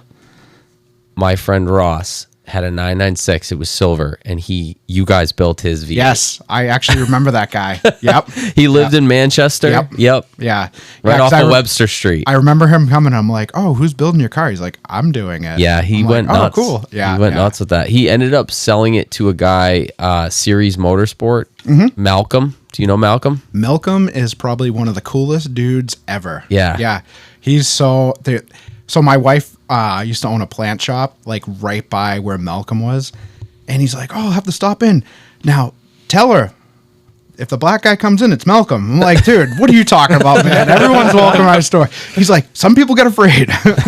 I'm like, and he actually, Malcolm set up my boss's car for the track. His C7. Yeah. Malcolm's like super talented. He actually works. I don't know if he still does, but does he do his own thing still? Or? Yeah, he still does. But he also does some work with Precision Machine in Hudson. I think, yeah. Because he's friends with that guy Randall. Yeah, Randall's a good dude. There's actually 3 engine builders within Hudson. 2 in Hudson, 1 in Nashua. We're all 20 minutes apart. Yeah, and we all do similar shit. So it's kind of cool. It's crazy though that I was like, there's no way, because I was like, I was getting Excellence magazine, and they had like, that was kind of like a purist Porsche magazine. Yeah. But I'd go to Barnes and Noble, I'd get like Performance Volkswagen, I'd get like Excellent, and then Import Excellence, Tuner, and then I'd Golf get magazine. like Hot Rod. You know what I mean? Yeah. So it was a very strange combination of magazines. But I'm like, oh, look at this V8 swapped 914 or 944 and 911. It turns out the fucking machine shop in Hudson. Yeah. That's crazy. I was working at has been building the motors. I mean, that's honestly the craziest thing about our shop. Like, we've shipped engines to Japan. When like Saudi Arabia was getting huge, or Kuwait was getting huge, into like LSs and stuff. We did 30 LSs for their armored SUVs. Really? Wow. 30. Wow. That was like my first like big. We had 9 of them set up, so I was doing 9 at a time. So I'd be 9 cranks, 9 sets of pistons. Wow. Yeah, and that. If we had to do that again, I'd love to do it now with the parts we use now, because those pistons sucked. It was a manly piston. It needed so much work. And So what's a turnaround on something like that? Like if you were to do that many, what do you tell them? Just done when it's done, or you're like, hey, it's going to be 3 months. At that point, I was so young. Yeah. And I was like not in the business aspect, where now I'm like more. So we hired a young guy. His name's Drew. He's 23, and he's 24 now, but he started at 23 last year. So he's doing what I'm doing. We do nothing but assembly, and I'm starting to like. I was venturing out, like doing some other things. I'm becoming more of like the right hand man. Like, hey, let's go do this, get this oil pan. I'm the finish guy right now. Mm-hmm. I'll still like Jerry Johnson's engine. I remember when we got that guy. I like manifest this dude because he was this drift kid's so cool, and I'm like, we're building an engine. I'm like, sick, and boss is like, yeah, we'll have Drew. I go, no, when I come in tomorrow, I'm building that engine. So if you've seen our social media, and there's like some an engine I was wearing meta glasses. That was his engine. I'm like, I'm going to record so much shit when I do this. Absolutely. Dude, I saw you walking through the shop. How many old timers are there who do not want you to record them? You could tell, couldn't you? I could. There was one guy who was like, get out of here, Adam. Did he have his glasses? I don't remember specifically, but I was like, I wonder if they're like, I've been doing this for 30 years. Yeah. How long has Golen's engine been around? Ooh, since 98. Since 98. Officially as like a engine shop, I think 90, maybe 2000. Do you have any guys that have, like, I know Chad is the owner, right? Yeah. Is he hands-on, or is he kind of... He can be. Yeah. But he's at the point where he doesn't have to be.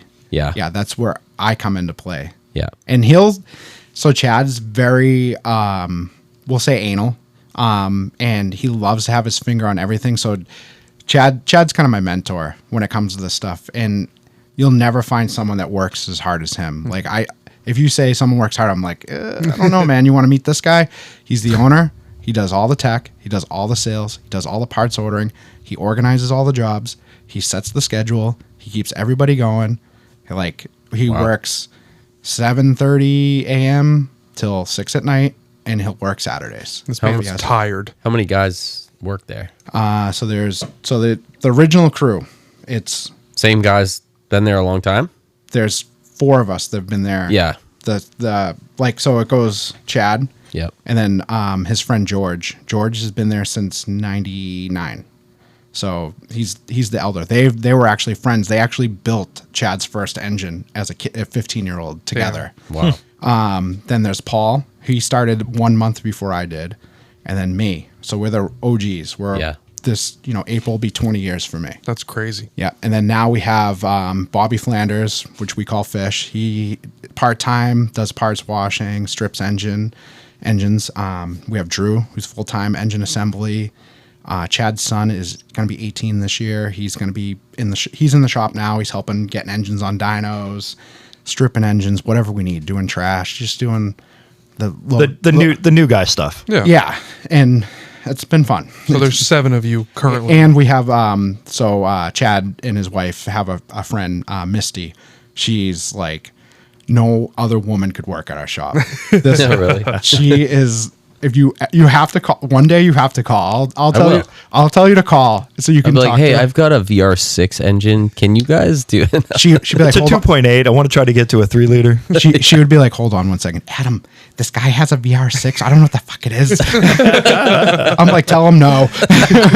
Hang up. Just hang up the phone. Yeah. So Well, you guys used to do heads for like Doug, right? Like sometimes, once in a while, like the 4-cylinder. Yeah, we did a lot. EA Triple H. I wouldn't say a lot of stuff, but just once in a while. Yeah, I would say we'd see him Audi stuff every year. Yeah. And then it's every few years. It comes in waves. Yeah. I think it depends on what he's doing, or he may use another machine shop. I don't know. I'm not 100% sure. He does a lot of his own tricks too. Yeah. Well, dude, I was so excited when I saw you guys had him on. I'm like, I can't wait to listen to this. We gotta I've have known him him back, for dude. 20 years.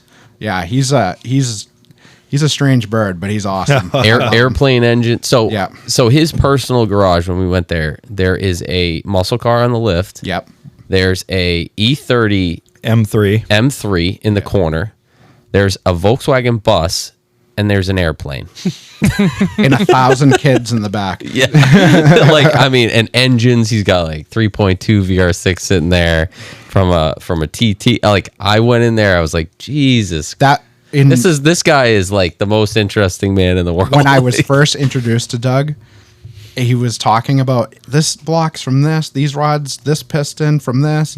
And I'm like, what? And everybody was like, dude, he knows what he's doing. Just get it done. Just put it in for him. No, he does all his own assembly. He does. Yeah. He's like he's one of those guys, like he was my mentor basically, but he was one of those guys that's like the experience is what really creates, the mastery. Yeah. Like we were talking about, you don't really know until you do it. Yeah. You can read a book all day long, but when he would like put stuff together, it's like he kind of just like figured stuff out, and then it was like, wow, like, and then he just mastered it. Yeah. And so like I remember his loaner car at the time, he had a B6 Avant A4 S4, which was a V8, right? And he had backdated the engine swap to a 2.7 bi-turbo.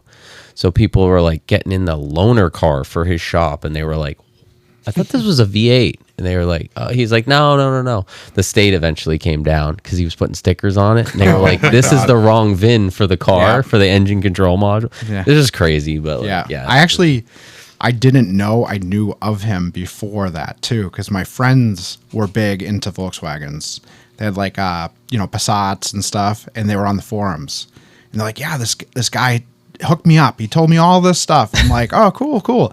Ends up being Doug. Yeah, of course it is. Yeah, super funny. That's crazy. The wealth of knowledge. You need those guys though, and that's I feel like that's almost a dying breed.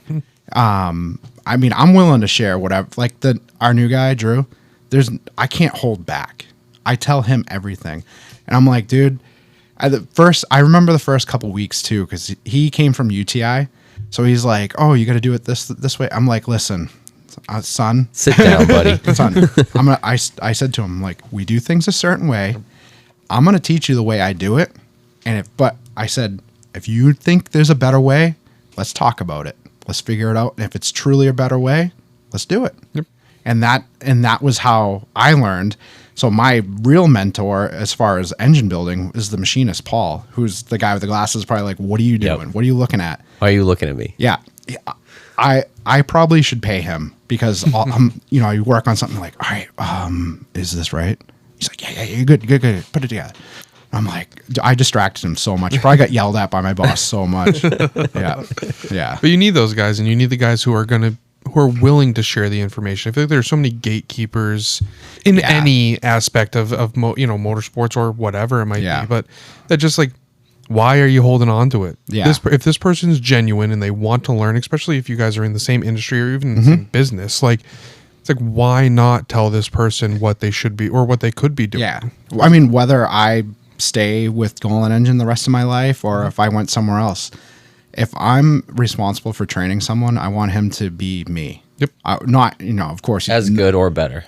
I want him to be better. Yeah. I do. And this guy, Drew, he's going to be better.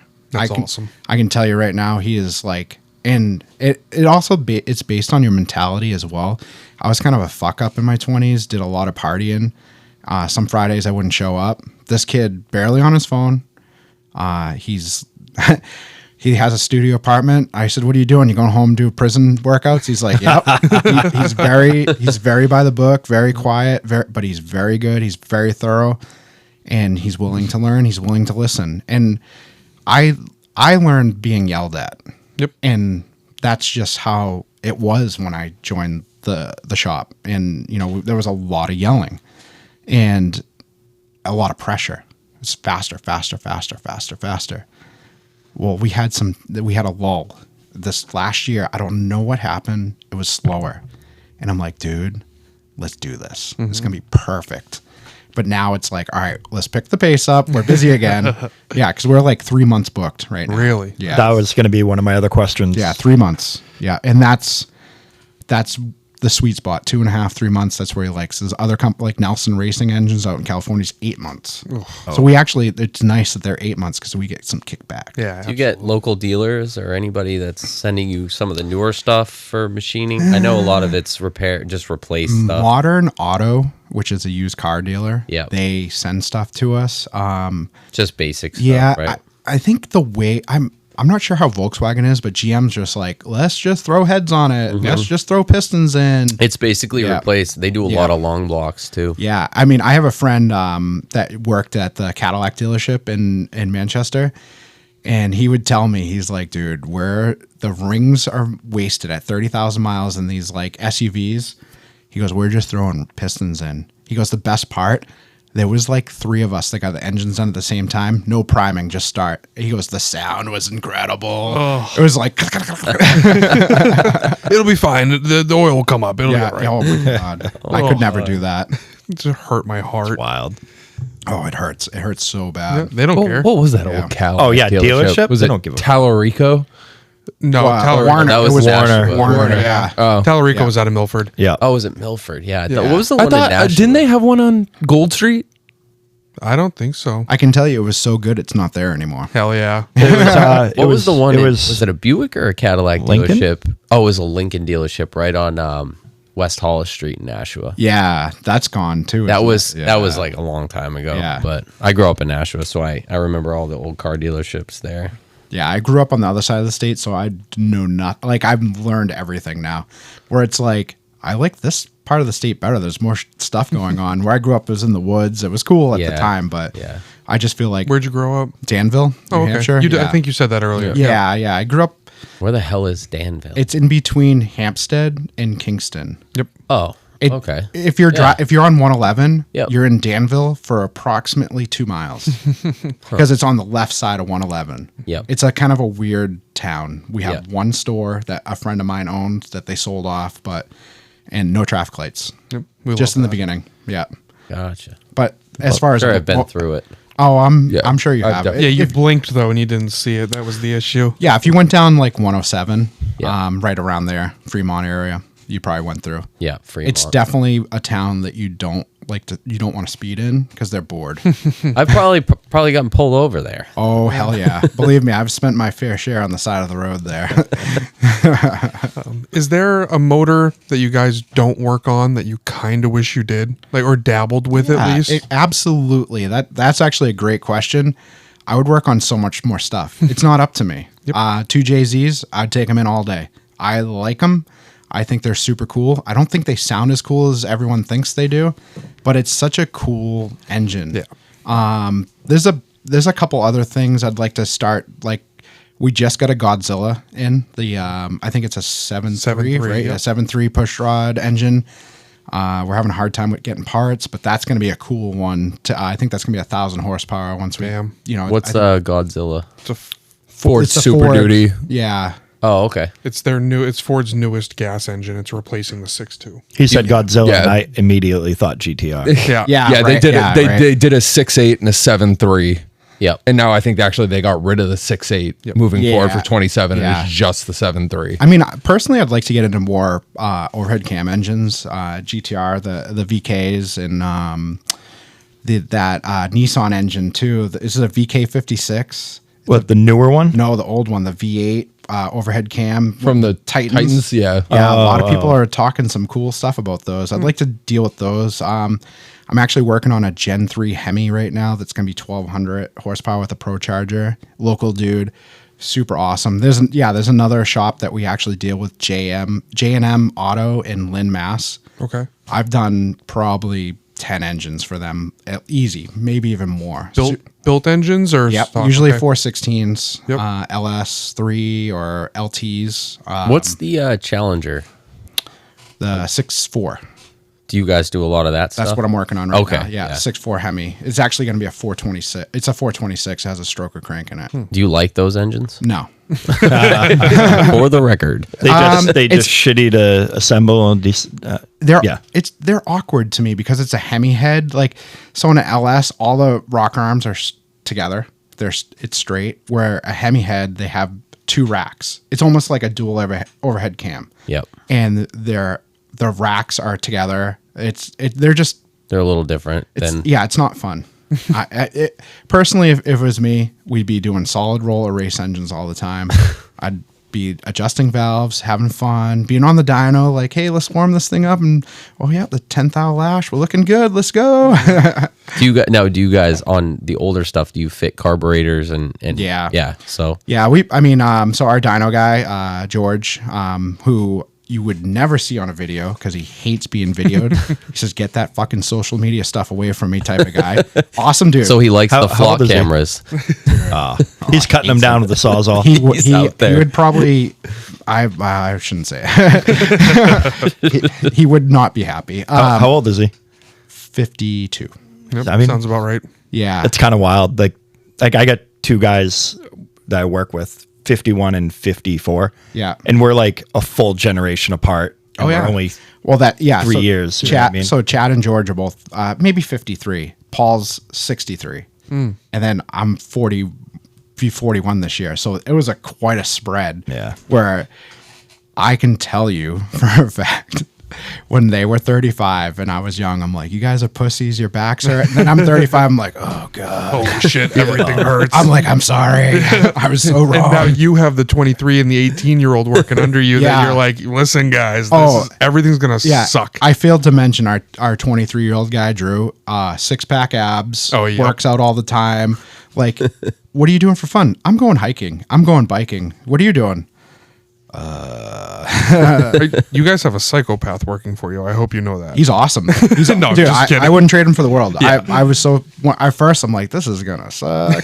He's awesome. That's awesome awesome. kid. Good. You don't find those a lot nowadays. No. I mean, I trust him to work on some crazy stuff. That's awesome. So you feel this like inner desire to like push the knowledge that you have to the next generation of kids. I don't know. Oops, sorry. I don't know if it's a desire. I think it's part of my job. Work ethic. Yeah, type. and I think like 20 years at the same place, doing the same thing. You know, your mind wanders, and I'm like, you know, if this is my family member, he's treated me so well over the years. You know, we've had butted heads on some stuff, and we still do.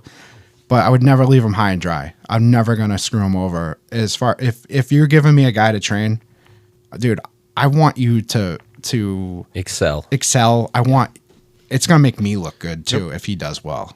But you appreciate the craft as well, right? I mean, do you Yeah, do you like doing it every day? I do. It's a job though. Yeah. Unfortunately, just with the speed that we do everything, It's tough. Yeah. So that's where the drift engine, like I was saying before, where the custom comes in that's jazz, that keeps me going a little bit longer.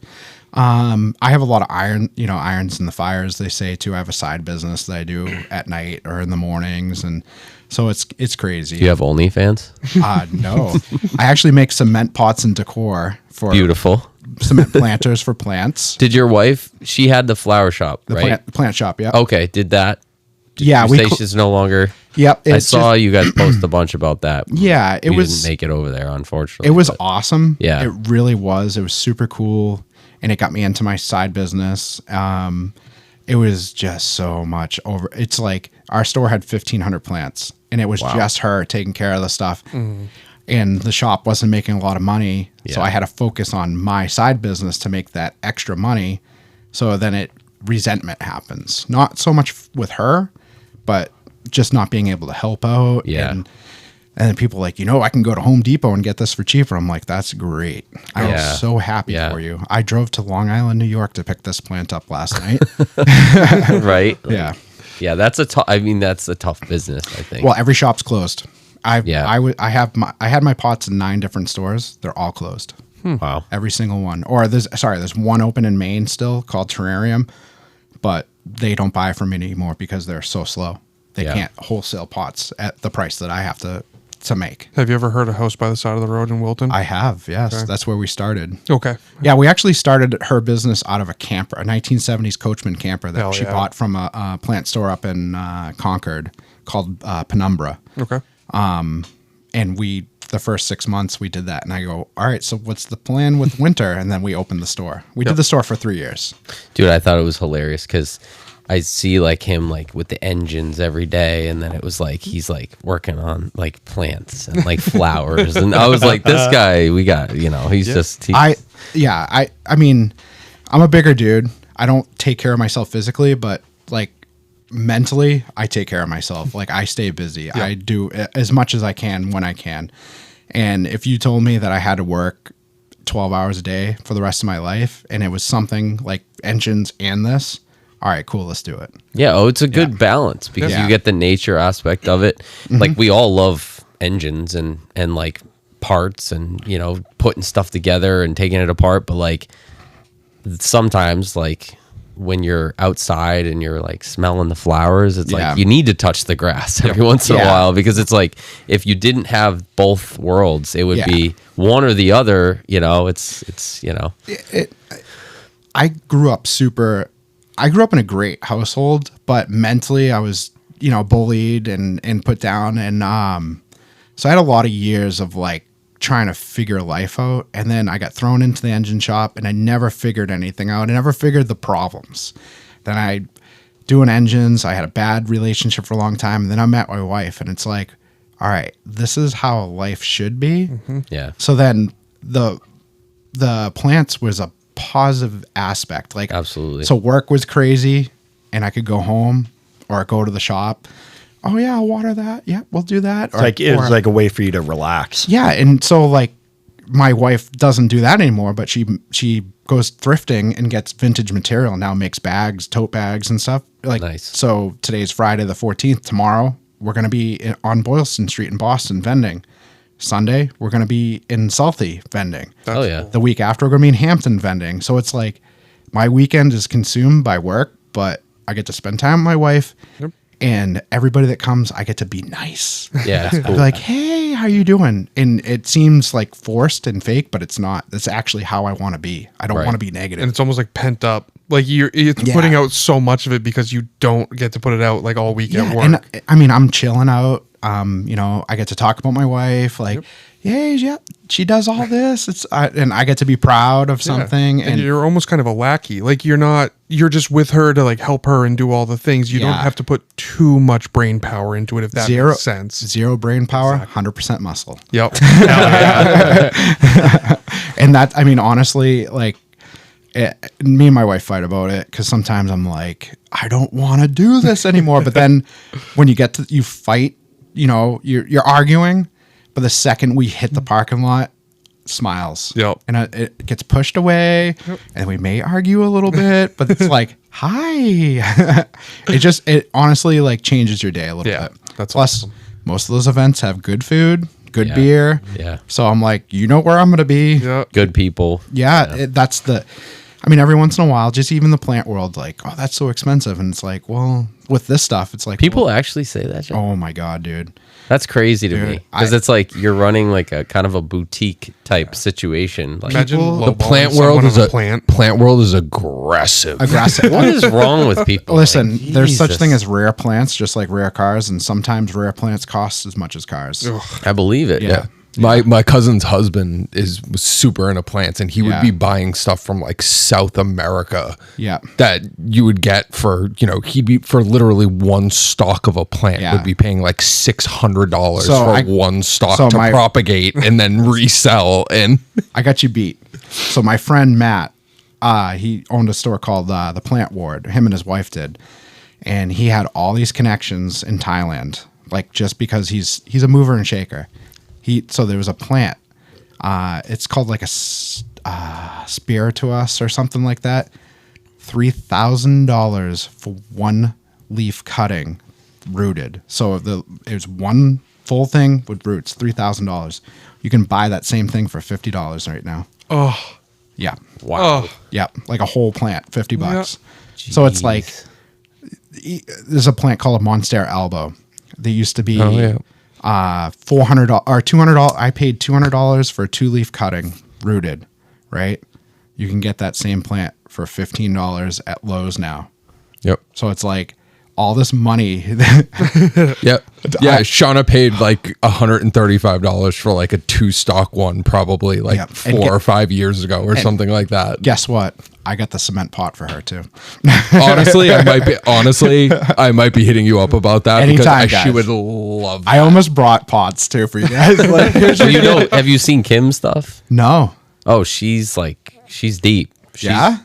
We have multiple gardens at our house. Sweet. She fully built herself. Yeah, Helped her a little bit. she did it. Full post, Yeah. stained posts with like a gate and everything. It's all enclosed. Keep the bunnies out.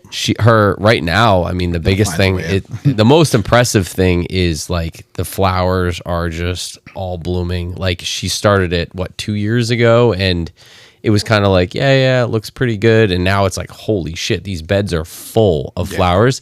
And now the sunflowers on each corner of this garden are like, they're like 10 feet tall. And I just can't wait. We'll probably be in Italy when they bloom. I'm sure.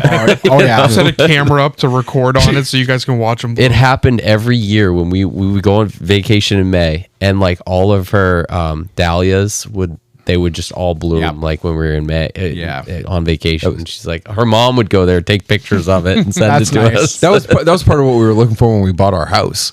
Like we was looking for something with like mature landscaping and stuff Yeah. like that. And the house we bought, like Shauna was going around and she was like looking at everything that we have in the yard and stuff like that. The people we bought the house from, no lie, probably have put The front $20,000. His front yard is probably in at beautiful. least That, plants. beautiful. that could happen in like a year. Oh, yeah. That much money. Like landscaping's insane. Oh, I was just happy. Yeah. I've always wanted a Japanese maple, and I've got I have I've too. got like a 25-foot Japanese Do you? maple in my Hell front yeah. yard, and I love it. Yeah, I got 2 of those. The house we bought in Manchester, we have 2. I was like so pumped. I do nothing with them. I don't look at them. My dog poops around them. Oh, That's man. funny.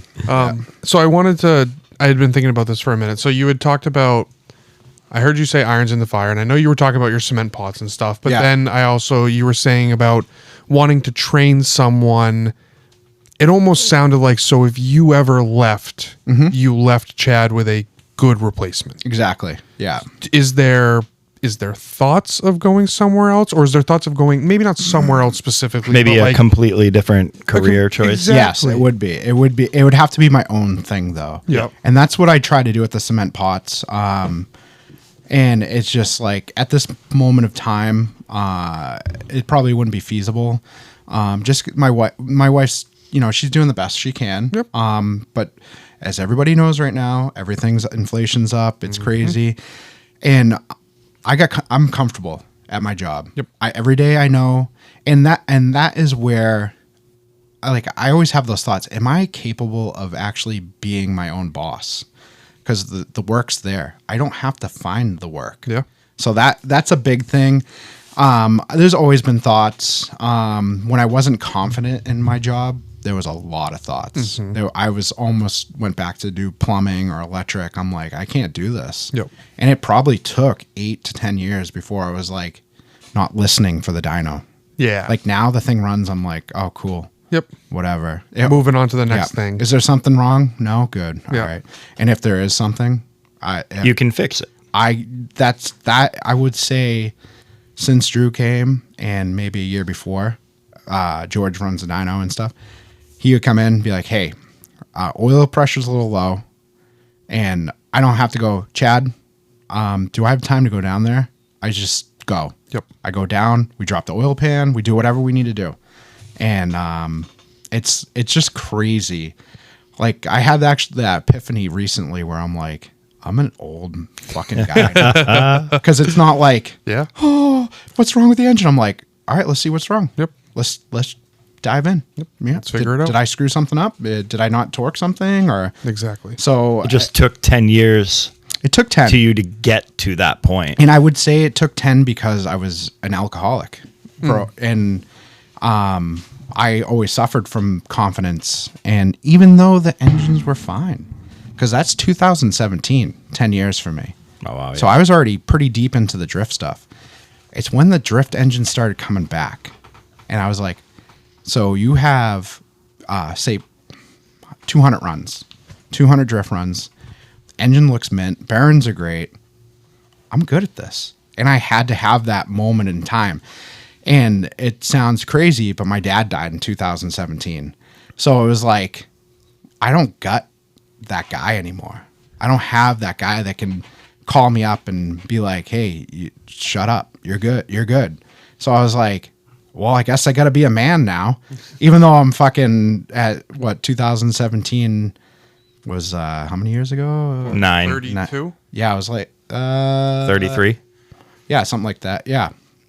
So I met my wife at 32, so it's probably like 31-ish because I'm 40 right now. So Okay. yeah. So yeah, it just took a long time, and it was crazy because this is like a sidebar. So if you guys have dad problems, that's fine.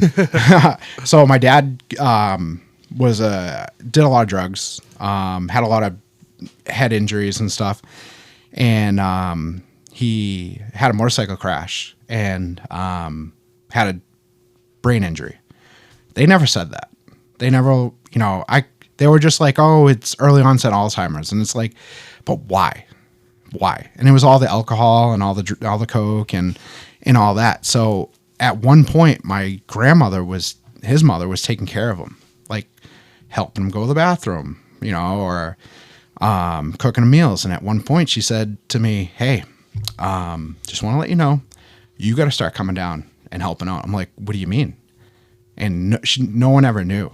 And she's like, "You need to help your dad, and we need to figure it out." So my relationship sucked, and I'm like, I'm moving in. Yep. So I moved in with my dad, took care of him for a while until his siblings were like, we can help, but we can't help at the same time. So we had to make that call, and it was like within a year he passed. And then but the day I put my dad in a nursing home, I broke up with that bad girlfriend too. So it was like, it was like Rumspringer. I had 1 year of depression, alcohol abuse, and then I met my wife after my dad passed. Yep. So it was like, it was almost like a phoenix rising from the ashes. And that's when all my confidence came for some reason. And that's when I always had a work ethic, but it was always a guilt work ethic. Now it's a desire work ethic. And I wish it sucks because it was like in this last 9 years, if I had those 9 years in my early 20s, that's what's fucked up too. I'm listening to all these podcasts that you guys are doing. It's like, I have this project car and I have this project car and I have this. And I'm like, dude, I've never had a project car. So yeah, I was going to ask if you've ever, not ever, I thought but you were a Jeep. You didn't have Jeeps? I had one Jeep as a kid. Yeah, I paid $1 for it, and I actually didn't pay that $1 until 2 years ago. Huh. I had the Camaro, and I brought it to MMI, and one night I was going to pick up my girlfriend, and it was raining out, and I was just drifting, second gear, hit third, spun around, hit a light pole, knocked the light pole down, totaled the car, sold the car, And then that's when everything just spiraled. But then I got the job with my cousin. So it's crazy. I'm definitely, don't take this as I wasn't good engine builder before, but I'm way better now. Well, I mean, maybe it's time to find a project and start building yes, your own motor and doing your thing. I was thinking that, and that's where the Corvette came. I started looking at Corvettes. There's actually one by Hanover Street, Hannaford's. It's an old TPI C4 brown, but it has ground effects. I'm like, I could start with that. Yeah, it's got that weird kit on it. Oh, it's so ugly. Yeah. It's so ugly. It's so good though. Like I may not fit in it well, but What's that, an LT1? no. TPI is a small block Chevy with tune port injection. So Horrible. I don't understand. School me on this. Yep, A 5.7 liter is not a small block Chevy, it is. It is. but you differentiated the LS from the small block Chevys. But aren't they all small block Chevys? Essentially, it is, but it's just Yeah. like it's a It's name. just the It's- terminology. They just don't call them. So what was the year cut off from, like, what? So the C4, what was the displacement on those? 350. 350. Okay. Yeah. So it's a small block And you have Chevy. to remember an LS1 is a 347. Okay. Yeah. And what was the first year that they went from the small block Chevy to the Corvettes, it was LS? Corvettes, it was 97. Okay, so it was Yeah. the C5. Yeah. Yeah. Okay, so C4 was technically a small block Chevy. That's what you guys in the engine world call. Yeah, so the C4 was, sorry, I'm doing the mic thing. C4 was like 83 Yep. to 96. Yeah, okay. And Yep. in that, they had an engine change. So 92 to 96 is what's considered the LT1. So the distributor is actually driven off the camshaft on those. So if your water pump ever went, it killed your ignition. Pain in the ass. Sounds But like a Volkswagen thing. I'm going to tell you right now, though, if you type in 383 LT1, we might be the first name that comes up on Google. 'Cause Really? We still do them. Wow. Yeah. They're still a 500 horsepower engine, 383 cubic inches, American muscle. hell yeah, brother. Hell yeah. Cool. All right. So, So C4. C4 C4 might be the way. Could be it'd be the cheapest way to do it. Would you just LS swap it? I think I might do the LT1 because that's the Yeah. first engine I started working on, and they're cheap. They're wicked cheap, and we have the cores already in house. And They're cool looking. Yeah, too. and you I can like do- the way they look. the nice thing is like you can use, like I know I said we don't use scat crankshafts or connecting rods in our LSs, but I would use it in LT because we've done it. We've done it for a long time, and it's only going to be like 520 horsepower. Yeah. I wouldn't do anything more than that because those cars. Only 520 horsepower. In the Chevy world, I hate that's intro. Like, I know. It sounds so stupid to say that, and I would critique you back in the day if you said that.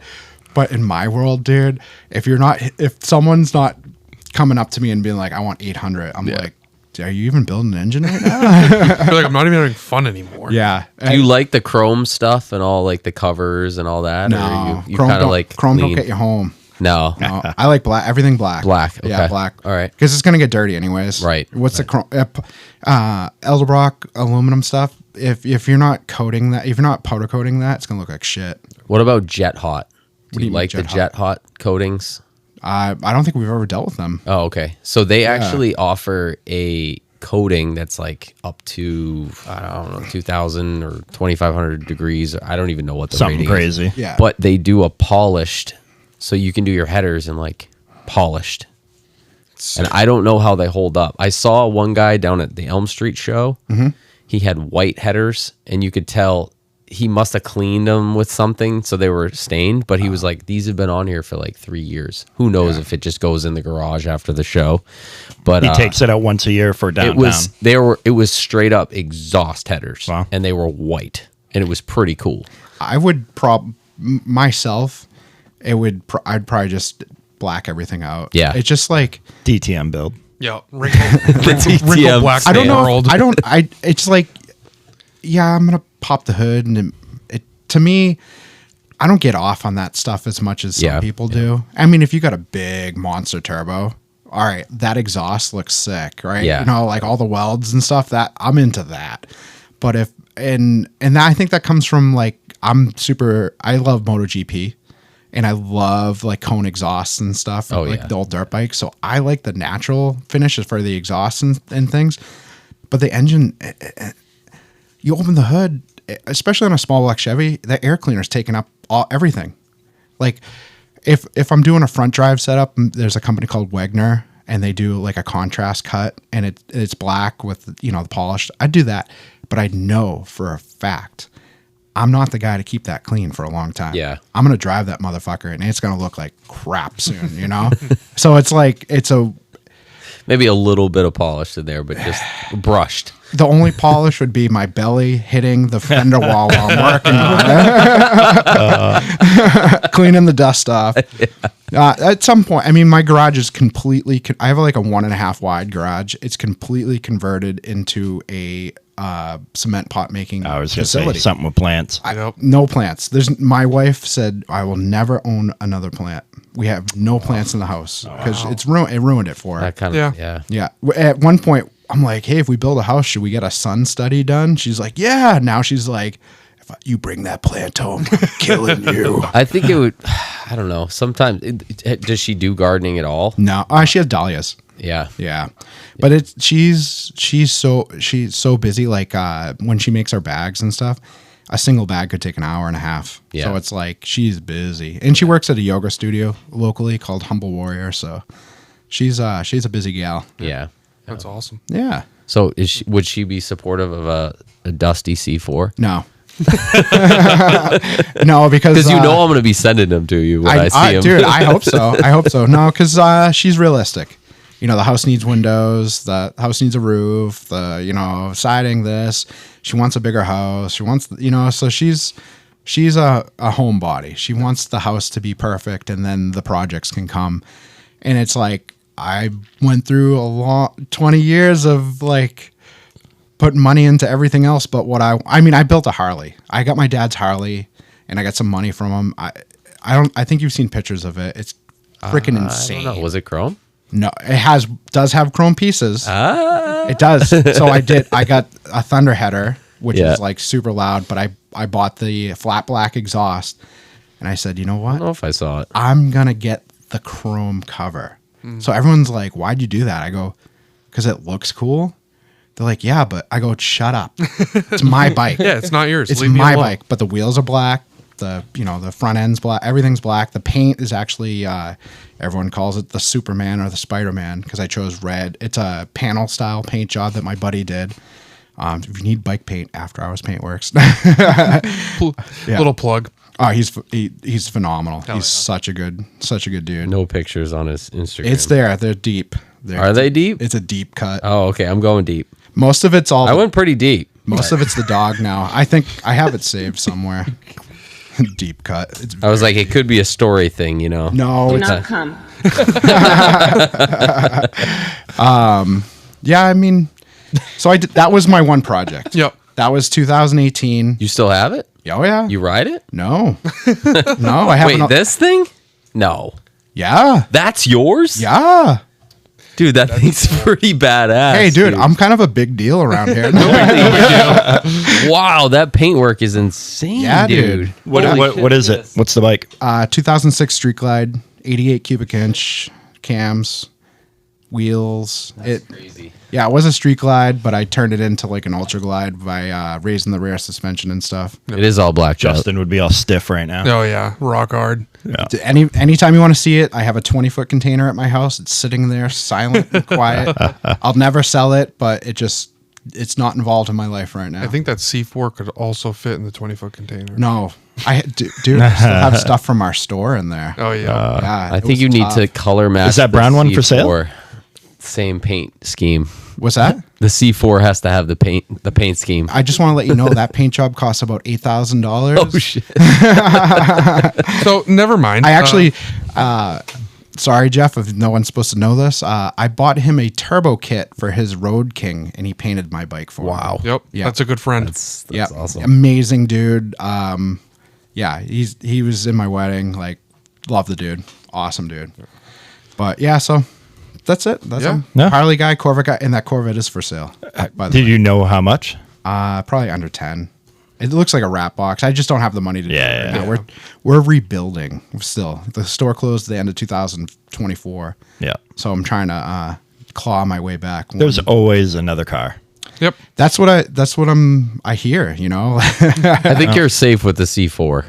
If you want a C4, I think you're probably you'll safe be on able to that find market one. for a while. I don't think Oh, it's yeah. going to skyrocket anytime. I think I could find a C5 too, easy enough. Yeah. Yeah. I like that. I honestly, I don't see cool C4s very often, No. and I think that would be almost cooler if you're a '90s kid, like you said. Yeah. You know what I mean? I mean, so the Camaro that I had was 275 horsepower, just like the Jeep, 275, 325, 150 miles an hour all day long in Florida with that car. No problem.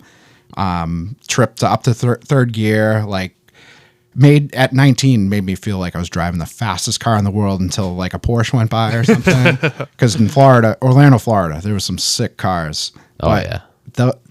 It was so natural, and you're centered in the car, so it like when you're drifting it around, it felt very normal, like it wanted to be like that. Plus, it was a 6-speed, so that was actually like the Jeep was my first manual. That was my second manual car, and I'm like, I need that again. I don't think I could ever own an automatic high performance car. I would need it.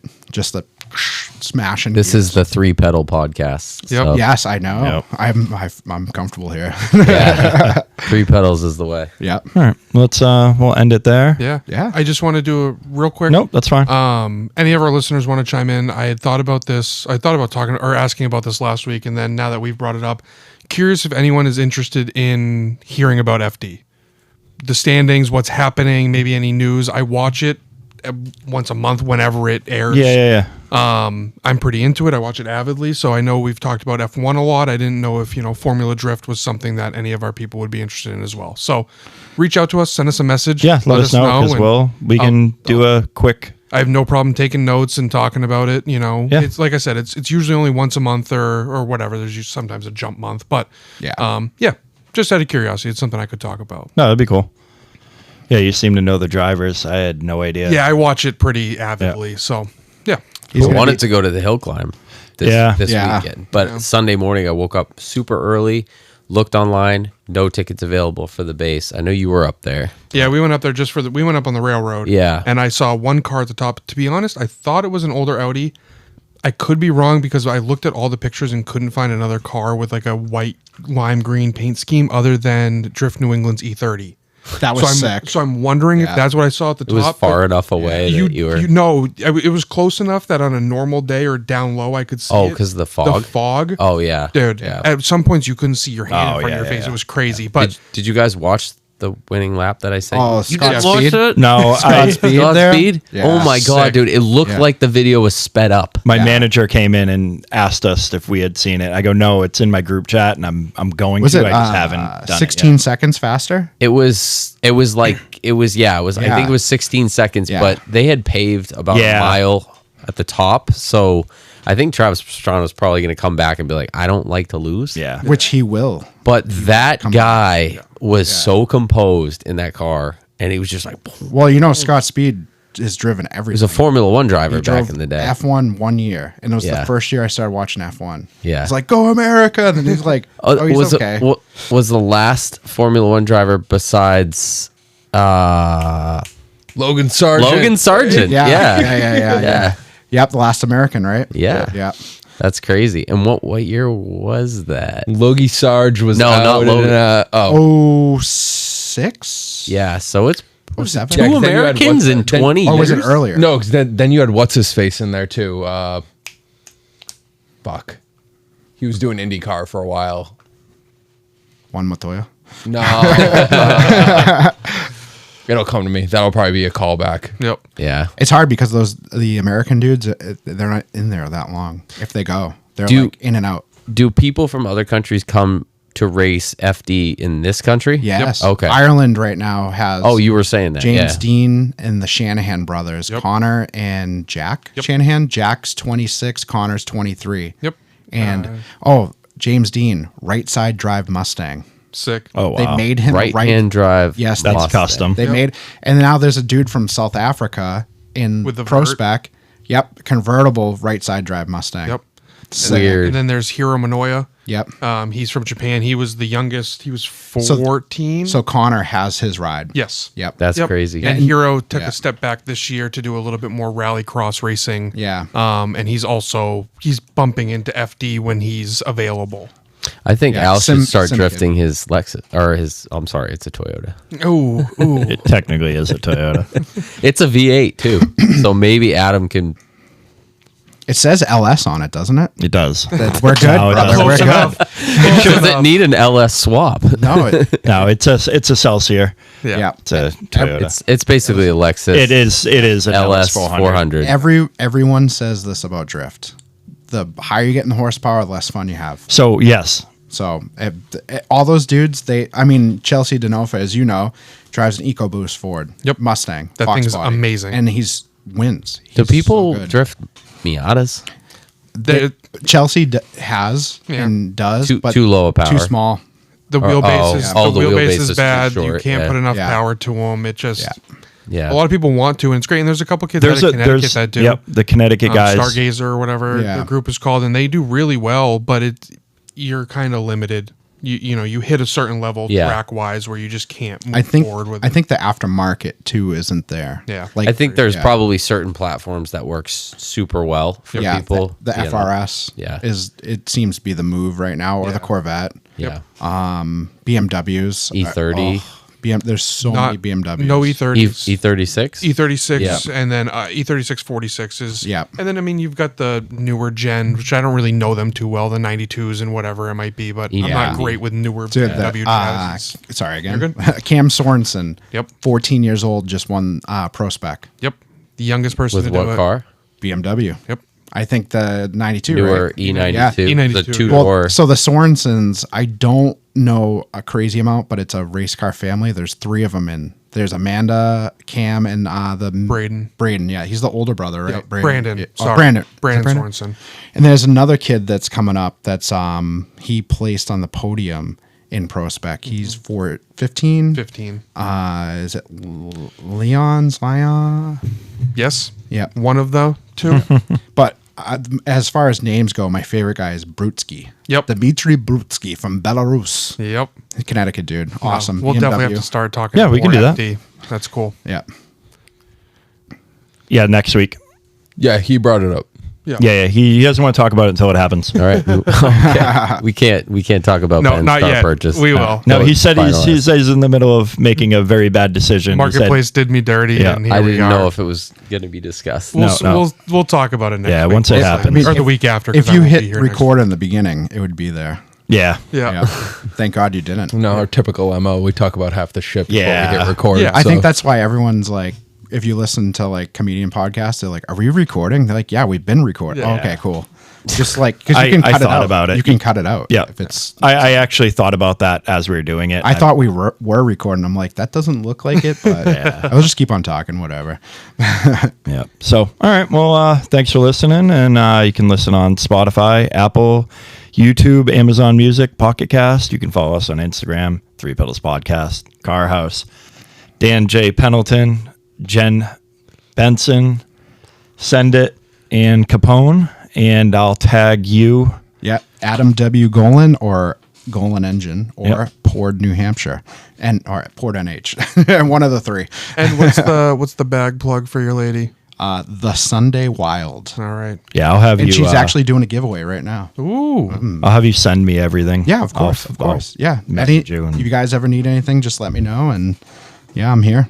Any questions, hit me up. I Yeah. don't Thank care. you for sitting down with us. It was Yeah, a this lot was of- fun. Yeah, it was Yeah. good stuff. Honestly, I've done one podcast before with the Drift Girls. I forget what their name was now, but I love this shit. Yeah. So anytime and- you guys need a guest or if you want to talk anything, let me know. At 9 p.m., right? On a Sunday? And engine complaints? From you, I will answer. But send them to Dan J. Pendleton and you'll Yeah. get your business Fuck you, response Mike. in 3 to 5 business If you- months. You'll get a response. You want to see my messages right now? Kim's like, you look at my message tab. Yeah. Oh, yeah. Do you see that? Yeah, that's Yeah, why yeah. every time I 58. Oh, like, Jesus. you know what, though? There's no important messages in there because I've already vetted them. I've already read them without reading them. Yeah, So They popped up, and I was like, "No, I'm not I'll doing give it to Dan. I get 3 to 5 business day responses, usually not months. if you decent. DM'd Dan and he hasn't responded to you yet, just know he's actually read it. So He has Can we screened clarify? everything. Can we clarify? If there's a serious issue and I like you enough, I will message you back. I usually get a response back within the hour, so That's 'cause I love you, bad. Al. It's not too bad. I love you. Yeah. Sorry. All right. Thanks for listening. See Later. you next week. Cool. Later. Bye. See ya.